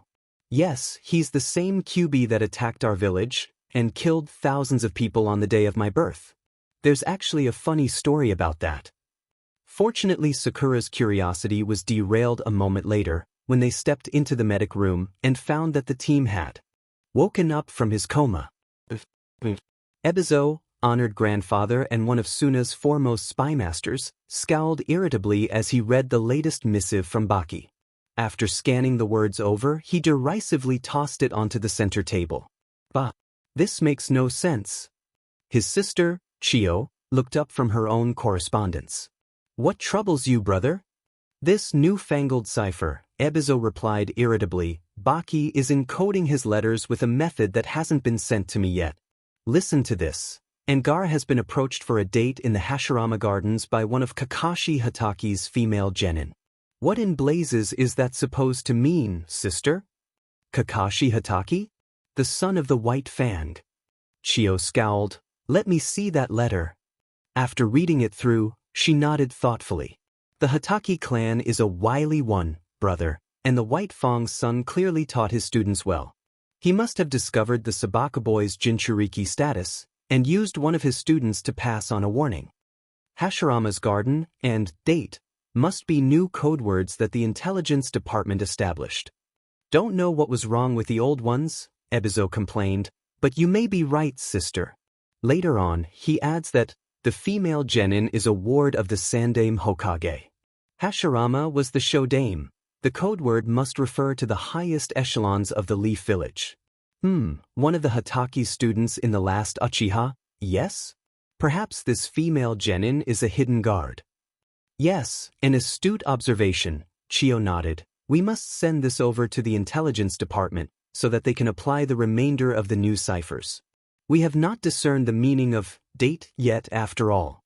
I swear that the code words get more and more ridiculous each generation. Ebizo shook his head, folding the letter and placing it to the side. Several hours later, boss, Ebizo-sama is making up code words again. One of the intelligence officers shouted.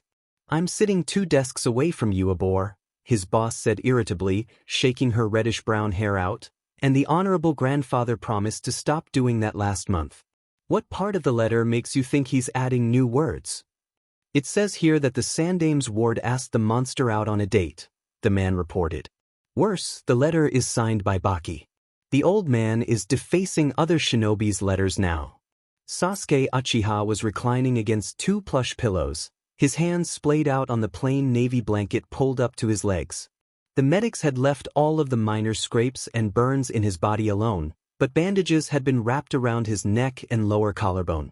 When he heard their footsteps, he looked up at them with haunted coal-black eyes. A hint of relief entered them when both of his teammates drew chairs around his bed and sat down. Then he looked down at his hands. Dobe, he said listlessly, they told me what you did to the cursed seal. Thank you. A blonde eyebrow rose. Are you sure you're medically cleared to apologize, team? I know how much stress it puts on you to admit that you're wrong. The team looked up and scowled at her. Obviously not any more than it takes for you to accept my gratitude with any grace. Naruto, if someone thanks you, then you should accept it nicely, their final teammate interjected, a note of censure in her tone.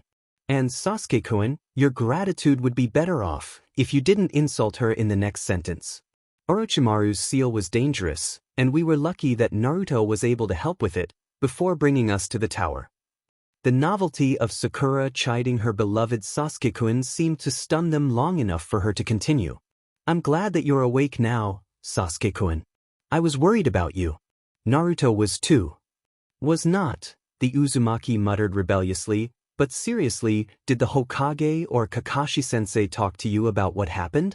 Kakashi-sensei said that they have no way to get rid of that creep seal now, but they'll be asking a famous seal master to come to the village and look into it, the team admitted, his tone simmering with anger. I'm not the first person to have it.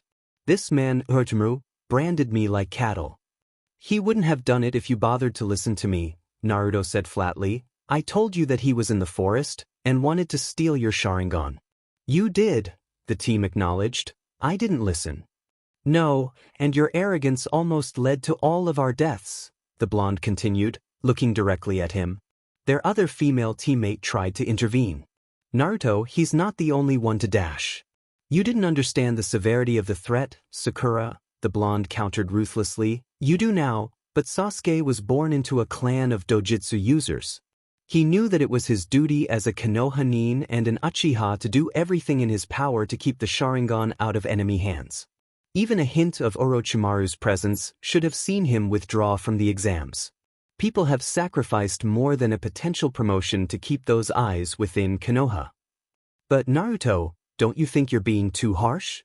Sakura bit her lip, looking from the placid features of one teammate to the dark blue eyes of the other. She's not, the team finally said. I brought the team into the forest. If Orochimaru wasn't playing with us, then we would have all died. When the exams are over, I'll request a reassignment in teams. Sakura's face was a perfect expression of horror. You can't do that. You really can't, Naruto added, her voice shifting into a matter-of-fact tone. The Hokage assigns the fast-course genin teams for a 1-year contract. Those can be repealed by a majority vote on the Shinobi Council, but that's a conservative group that will never allow a precedent like that to be set. I'll change their minds. The Uchiha's hands clenched, and the blonde saw that he had started to tremble. I can't work with you two any longer. Team 7 is making me weak. You team, the blonde's voice pitched higher, let me tell you what happened in the last exam. You lost our heaven scroll and fainted in the forest, while Sakura and I fought off the snake's minions, passed the test, and dragged your sorry butt to the tower. And you have the nerve to sit there and claim that we're holding you back. That's not what I mean. The Uchiha's voice rose too. I'm leaving Team 7 for your protection. It's dangerous for you two to be around me. But because Orochimaru is after you? Naruto snorted, you're not the only high-profile target in this team. And why should we freaking care? Zabuza was out of our league too, Sakura pointed out in a small voice. He wasn't after you, Sasuke-kun, but he would have killed us if you and Naruto didn't destroy his water clones. I'm not talking about Orochimaru, the team snapped. I'm talking about me. I'm dangerous to you. The little boy sitting in the hospital bed? Naruto taunted. Yeah, I'm quivering over here. Wanna borrow one of my kunai so you'll have a weapon in your hands? This isn't a joke, Dobe. The boy's coal-black eyes looked desperate. You told me to trust you in the forest. Why can't you trust me now? I was honest with my information in the forest, the Uzumaki refuted. You're asking me to take a leap into blind faith after showing the most irrational reaction to battle trauma that I've ever seen. I can't tell you, because you wouldn't understand. You don't know that, because you refuse to even try. Stop! Sakura shouted, once again stunning her two teammates into silence. When Naruto looked at her, she saw that the pinkette had a red face and jade eyes brimming with tears. I agree with Naruto, Sasuke-kun. You can't ask us to trust you, without trusting us in return. Does this secret have to do with your brother? When she saw the look on her crush's face, the pinkette offered, I read about Itachi Uchiha in one of the reference texts in our history book's appendix. Despite herself, Naruto snorted. I think you have to be the only student in academy history to read the references. No, I take that back. Itachi-kun would have done that too. Itachi-kun? The team repeated in disbelief. You knew my brother? Naruto cringed, as she realized that she had just inadvertently given away one of her biggest secrets. I did. He was one of the few people that gave a DMN about me when I was a kid. The dark-haired boy looked at her blankly. Itachi Uchiha is a madman. A madman with the most peaceful chakrascape that I'd ever felt. He rightfully wore the weasel mask, since he managed to trick everyone, the blonde reflected darkly. Yes, he is. But before he snapped and killed his entire family, he would sometimes visit my house, share a meal, and tell me a story. He never told me that he knew one of my classmates. The team's brow furrowed. No, he did. You were the kitsune with the ink-black paws. Naruto's face reddened, as she was reminded of her favorite imaginary tale. He was my hero. The words seemed to strike a deep chord inside of the Uchiha, because when he looked back at her, his eyes were tired and understanding rather than defensive and critical. Before Itachi attacked the clan, he developed a unique pair of eyes. They were called the Ma-Manjikyu. Naruto interrupted, shocked. How do you know about the Manjikyu Sharingan? Itachi told me. The team answered dumbly. How do you know about the Manjikyu Sharingan? Naruto? Sasuke-kun? The Pinkette raised her hand. You moved on ahead of me. What's the Manjikyu Sharingan? And why would Naruto be called a kitsune?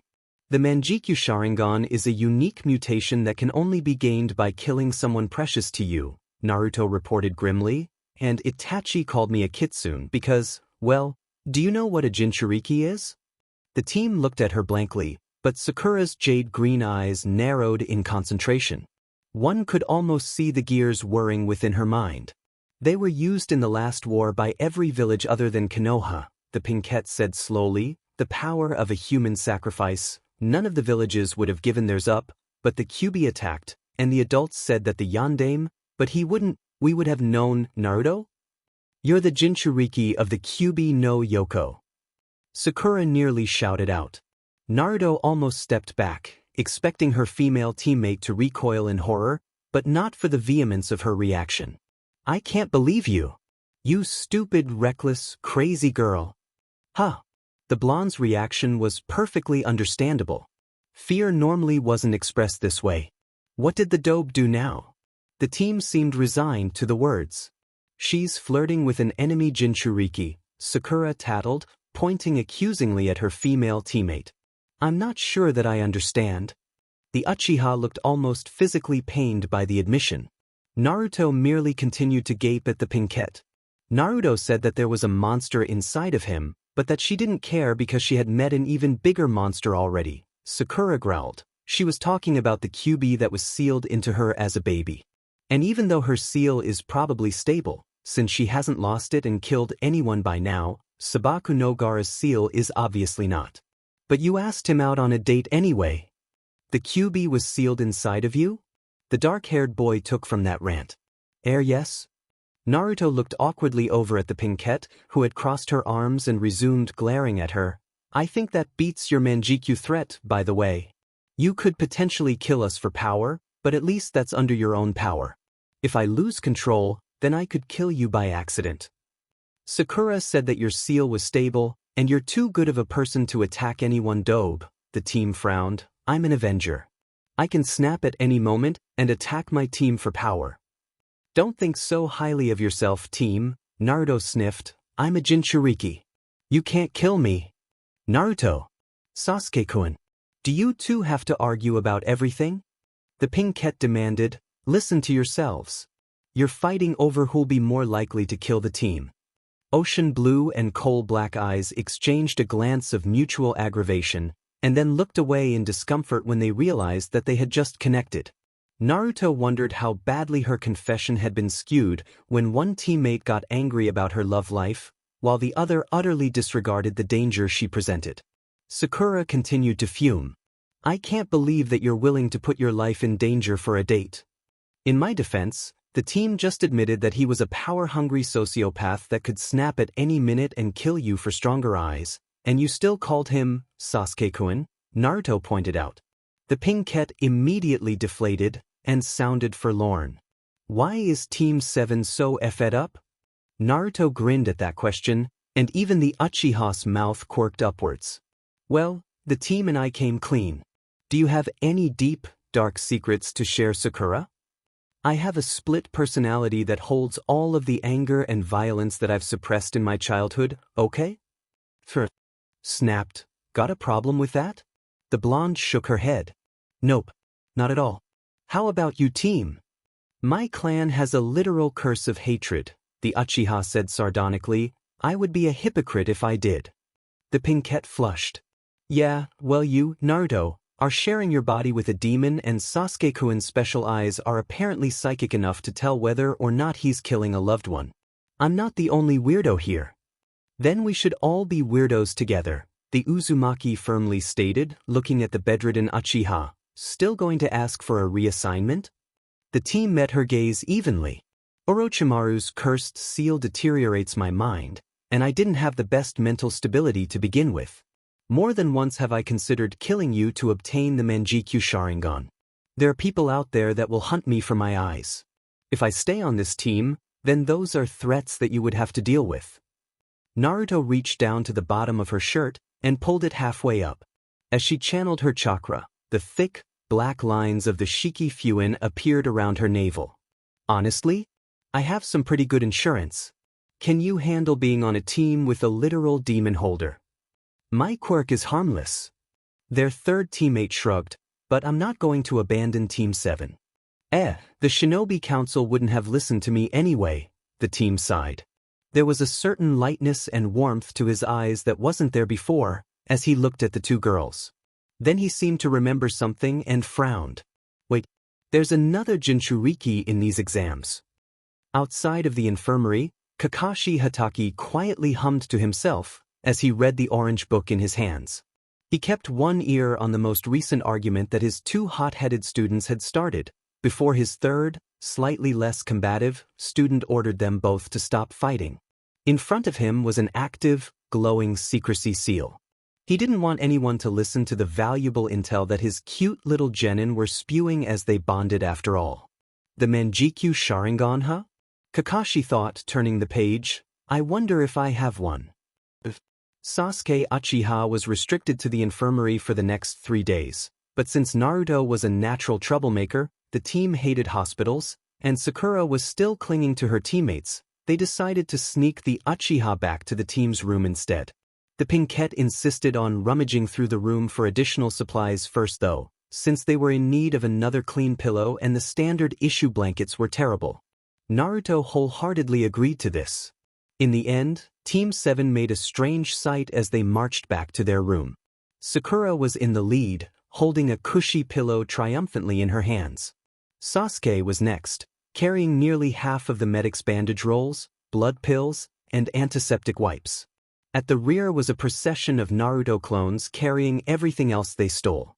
The Uchiha raised a single eyebrow at the cot arrangements.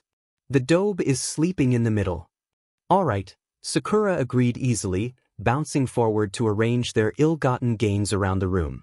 When an appropriately fluffy nest had been made out of the extra pillows and blankets, the Uchiha sat down on the left cot and pulled off his shirt. What do you think, Dobe? The upper left part makes you more suspicious of other people. Naruto unsealed a sketch pad, an ink pot, and a fresh brush as she sat behind the team. It's an inversion of the bottom right, which will make you more likely to trust the maker of the seal. This part is rather devious. I think it's supposed to inject a little of Orochimaru's corrupt chakra into your system, so you'll build up a dependency on it. My seal has something similar, but the alien nature of the Bijou chakra makes it impossible to form an addiction. Kakashi-sensei hadn't given much detail about the cursed seal of heaven, beyond, it's bad, don't use it, so many of Naruto's observations were new to the Uchiha. Next to her was their pink-haired teammate, who was gritting her teeth, while jotting down the effects that the blonde mentioned. When the Fuinjutsu novice was done, the dark-haired preteen wanted to storm out of the room and set Orochimaru on fire, S-ranked Sannin or not. Sakura's reaction was somewhat similar. We need to get strong enough to kill that man. Him and Itachi Uchiha. Is Team 7 going to make a record of all our mortal enemies now? Naruto asked. She meant it as a joke, but the pink-haired girl merely nodded. And that was how, in Room 2C, the blacklist was born. After that, the team stalked off to the shower, while Sakura decided to crack open one of the few medical books they found in the infirmary. Naruto had settled down in the center of the blanket nest, still studying the deviously complicated seal, when a knock was heard from the door. I'll get it, the blonde announced, picking up one of her last shock card, and making a note to draw up some more, and opening the door. Her chakra sensor ability recognized someone familiar on the other side of the door, but she didn't put the warm sun rays and brisk wind to a name until Temari's dark green eyes looked back at her. Temari-senpai. Naruto was startled. A nervous smile crossed the dusky blonde's face. Hello, Naruto. What are you doing here? The Uzumaki asked, widening the door and placing her card away. The Suna Genin's eyes flickered past her shoulder and then bugged out at the huge pile of blankets. How did you get that? Temari looked envious. Our room only has one pillow and thin blanket for each of us. Is this Konoha favoritism? We stole them, Naruto admitted, not surprised to see the other girl nod approvingly. Hey Sakura, do we have any spares? The pinkette didn't bother to look up from her heavy medical textbook to point at the floor. There were 4 pillows and 2 blankets remaining, and the wind user looked exceedingly pleased when Naruto placed them in her arms.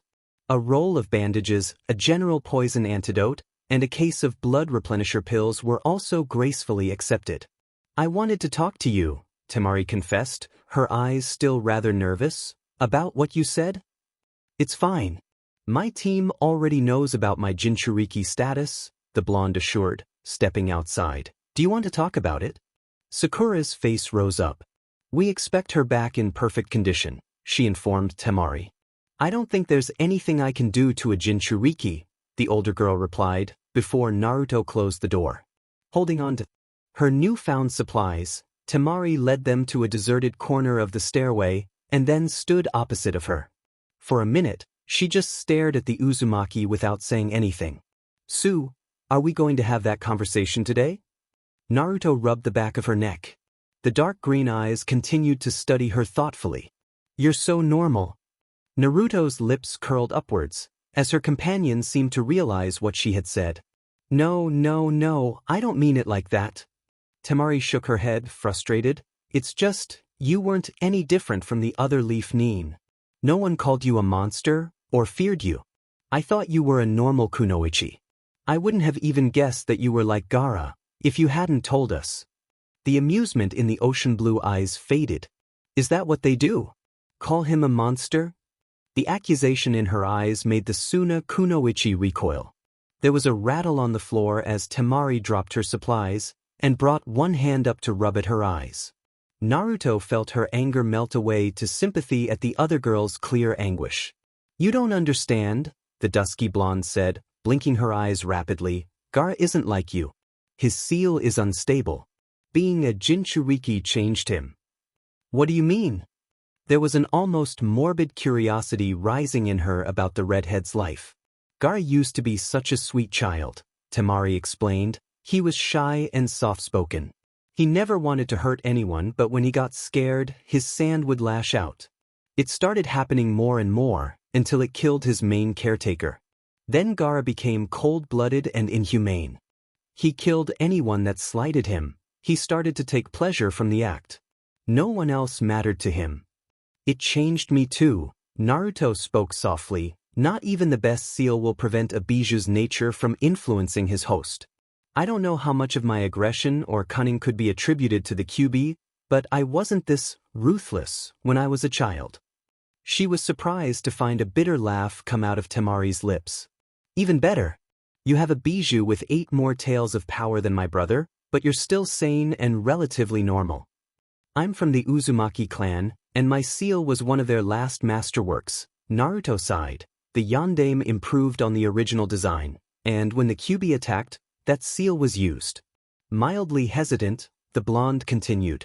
I didn't have the best childhood, but there were people that cared for me. The old man, my little brother, an academy sensei Ida, a friend, and some restaurant vendors gave me the strength to fight against my biju's hatred. And now I have a team that knows about the QB, but cares for me anyway. Knowing that someone will accept you, regardless of your seal, is important. Gaara would do more to resist his biju if he knew that people cared for him. How can I do that? Temari asked, a little plaintively. Most of the village is terrified of him, and my family isn't much better. Kankuro tries to care, but he's terrified of Gaara. And my father turned him into a weapon, but can't be bothered to speak more than 2 words to him at a time. It's only me, and the more I push forward, the angrier Gaara gets. Naruto's brow furrowed. Did you say that your father turned Gaara into a weapon? The dusky blonde nodded. Shikaku isn't as strong as the QB, so we had sealed him into a pot. But Suna was a lot weaker after the last war, and the Kazekage decided that we needed a Jinchuriki. My brother was chosen to be the vessel.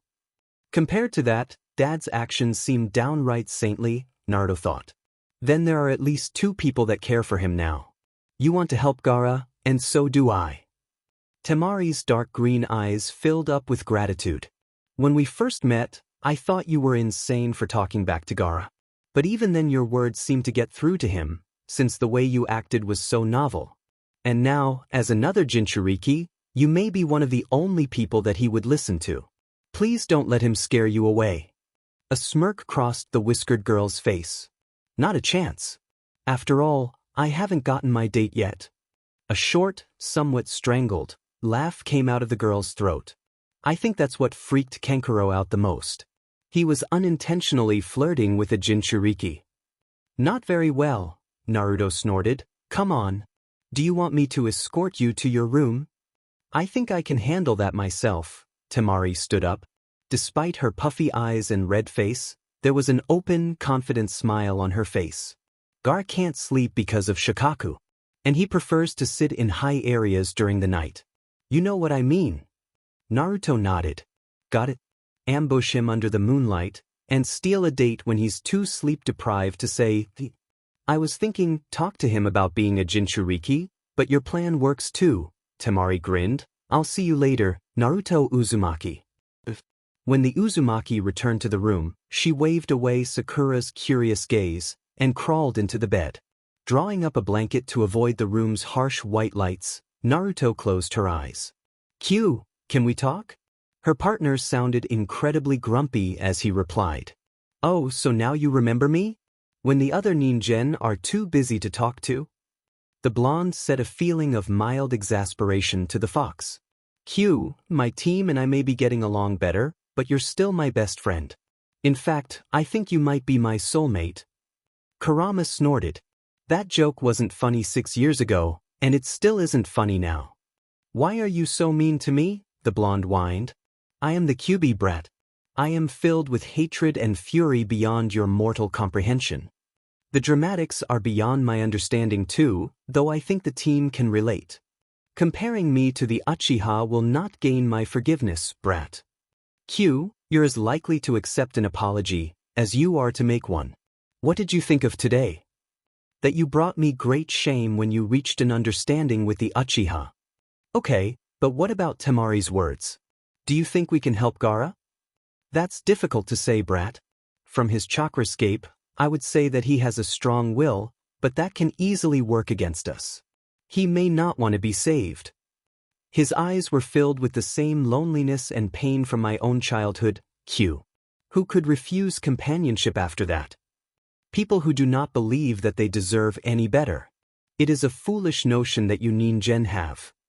Can you tell me anything about his bijou? It has been many years since I have seen Shikaku. His nature is as capricious and mercurial as the sand that he commands. However, I do not believe that he was always so mad. What do you mean? Not all seals are made equal, brat. My first and second Jinchuriki preferred to keep me in constant pain to limit my influence. Your prison was an improvement, but even that was uncomfortable and cramped before your modifications. The blonde Uzumaki felt guilt squirm inside of her stomach as her partner referred to her mother and gray-tan seals. Before she could apologize, the minute traces of demonic chakra in her system spiked upward and reminded her of one simple truth. Kurama absolutely despised other people's pity. Shikaku's first Jinchuriki was a kind-hearted priest that treated him as an equal, but his second one was senseless and cruel, even for you ninjen. He would steal his bijou's power with impunity, which is something that I am fortunate to have never experienced. The seal would force him into a tiny, pitch-black room without any access to the outside world. The constant pain and sensory deprivation eventually drove him mad. Naruto gulped, trying to force back her tears. I see. Is that why he tries to drink everyone's blood? Shikaku's hatred of humanity did not inspire his bloodlust. His own power is derived from blood, and he drinks it as a restorative. Then, Shikaku is trying to regain his sanity? Kurama sent back a feeling that could roughly be equated to a shrug. Perhaps, brat. I would not claim to understand my inferior brethren. Naruto ignored the insult. She didn't even think that her partner meant it maliciously. For Kurama, insulting another being was practically an ingrained reflex. Q, I have an idea. Team 7 had ended up reading Ika Ika do a strange set of connections. The second exam was over, and Sasuke wanted to learn more about Orochimaru, the snake Sannin. Naruto, having grown up on stories of the old man's team, recounted all of the information she knew, including the fact that the snake's former teammate was the famous spy master Jiraiya. Sakura then made an observation. Jiraiya, as in the author of Kakashi-sensei's perverted books? The pinkette asked. Well, it's not like it's a common name, Naruto said slowly, an odd expression crossing her face. You don't think that he also penned that hentai? If he did, then it must have been for a good reason, Sasuke responded grimly. He's a spy master. He's probably hiding secret codes in them. The old man said that Jiraiya spent a lot of his time tracking Orochimaru's activities, Naruto mused. That could be the information in the book. Then it makes sense why a shinobi like Kakashi-sensei would read them. Sakura was delighted. Her sensei wasn't a random pervert after all. Then we're going to read them too, the team decided. Sakura, who had the best eye for detail, had been elected to put on a henge and stroll into the bookstore. When she came out, there was a small blush to her face but also an expression of determination. 5 minutes later, 3 anxious preteens were sitting on Naruto's bed, as a lurid orange cover sat innocently before them. We might as well start. Sakura broke first, reaching forward and flipping the first page over. When they were done, who could possibly want BRSTS that large? Naruto was disgusted. The added weight would make taijutsu much more difficult. An hour's worth of continuous orgasms cannot possibly be healthy, Sakura shuddered. Think of the nerve damage to your SXL organs. That PP could be a target all on its own, the Uchiha scowled. This is so unrealistic. The blonde looked at her pink-haired teammate. What do you think? Inferiority complex. Probably, Sakura confirmed, with a healthy dose of SXL ignorance and fantasy projection. A drunkard, a pefli, and now an impotent loser, the dark-haired boy sighed. At least the snake Sannin was confident enough in his own masculinity to dress up like a woman.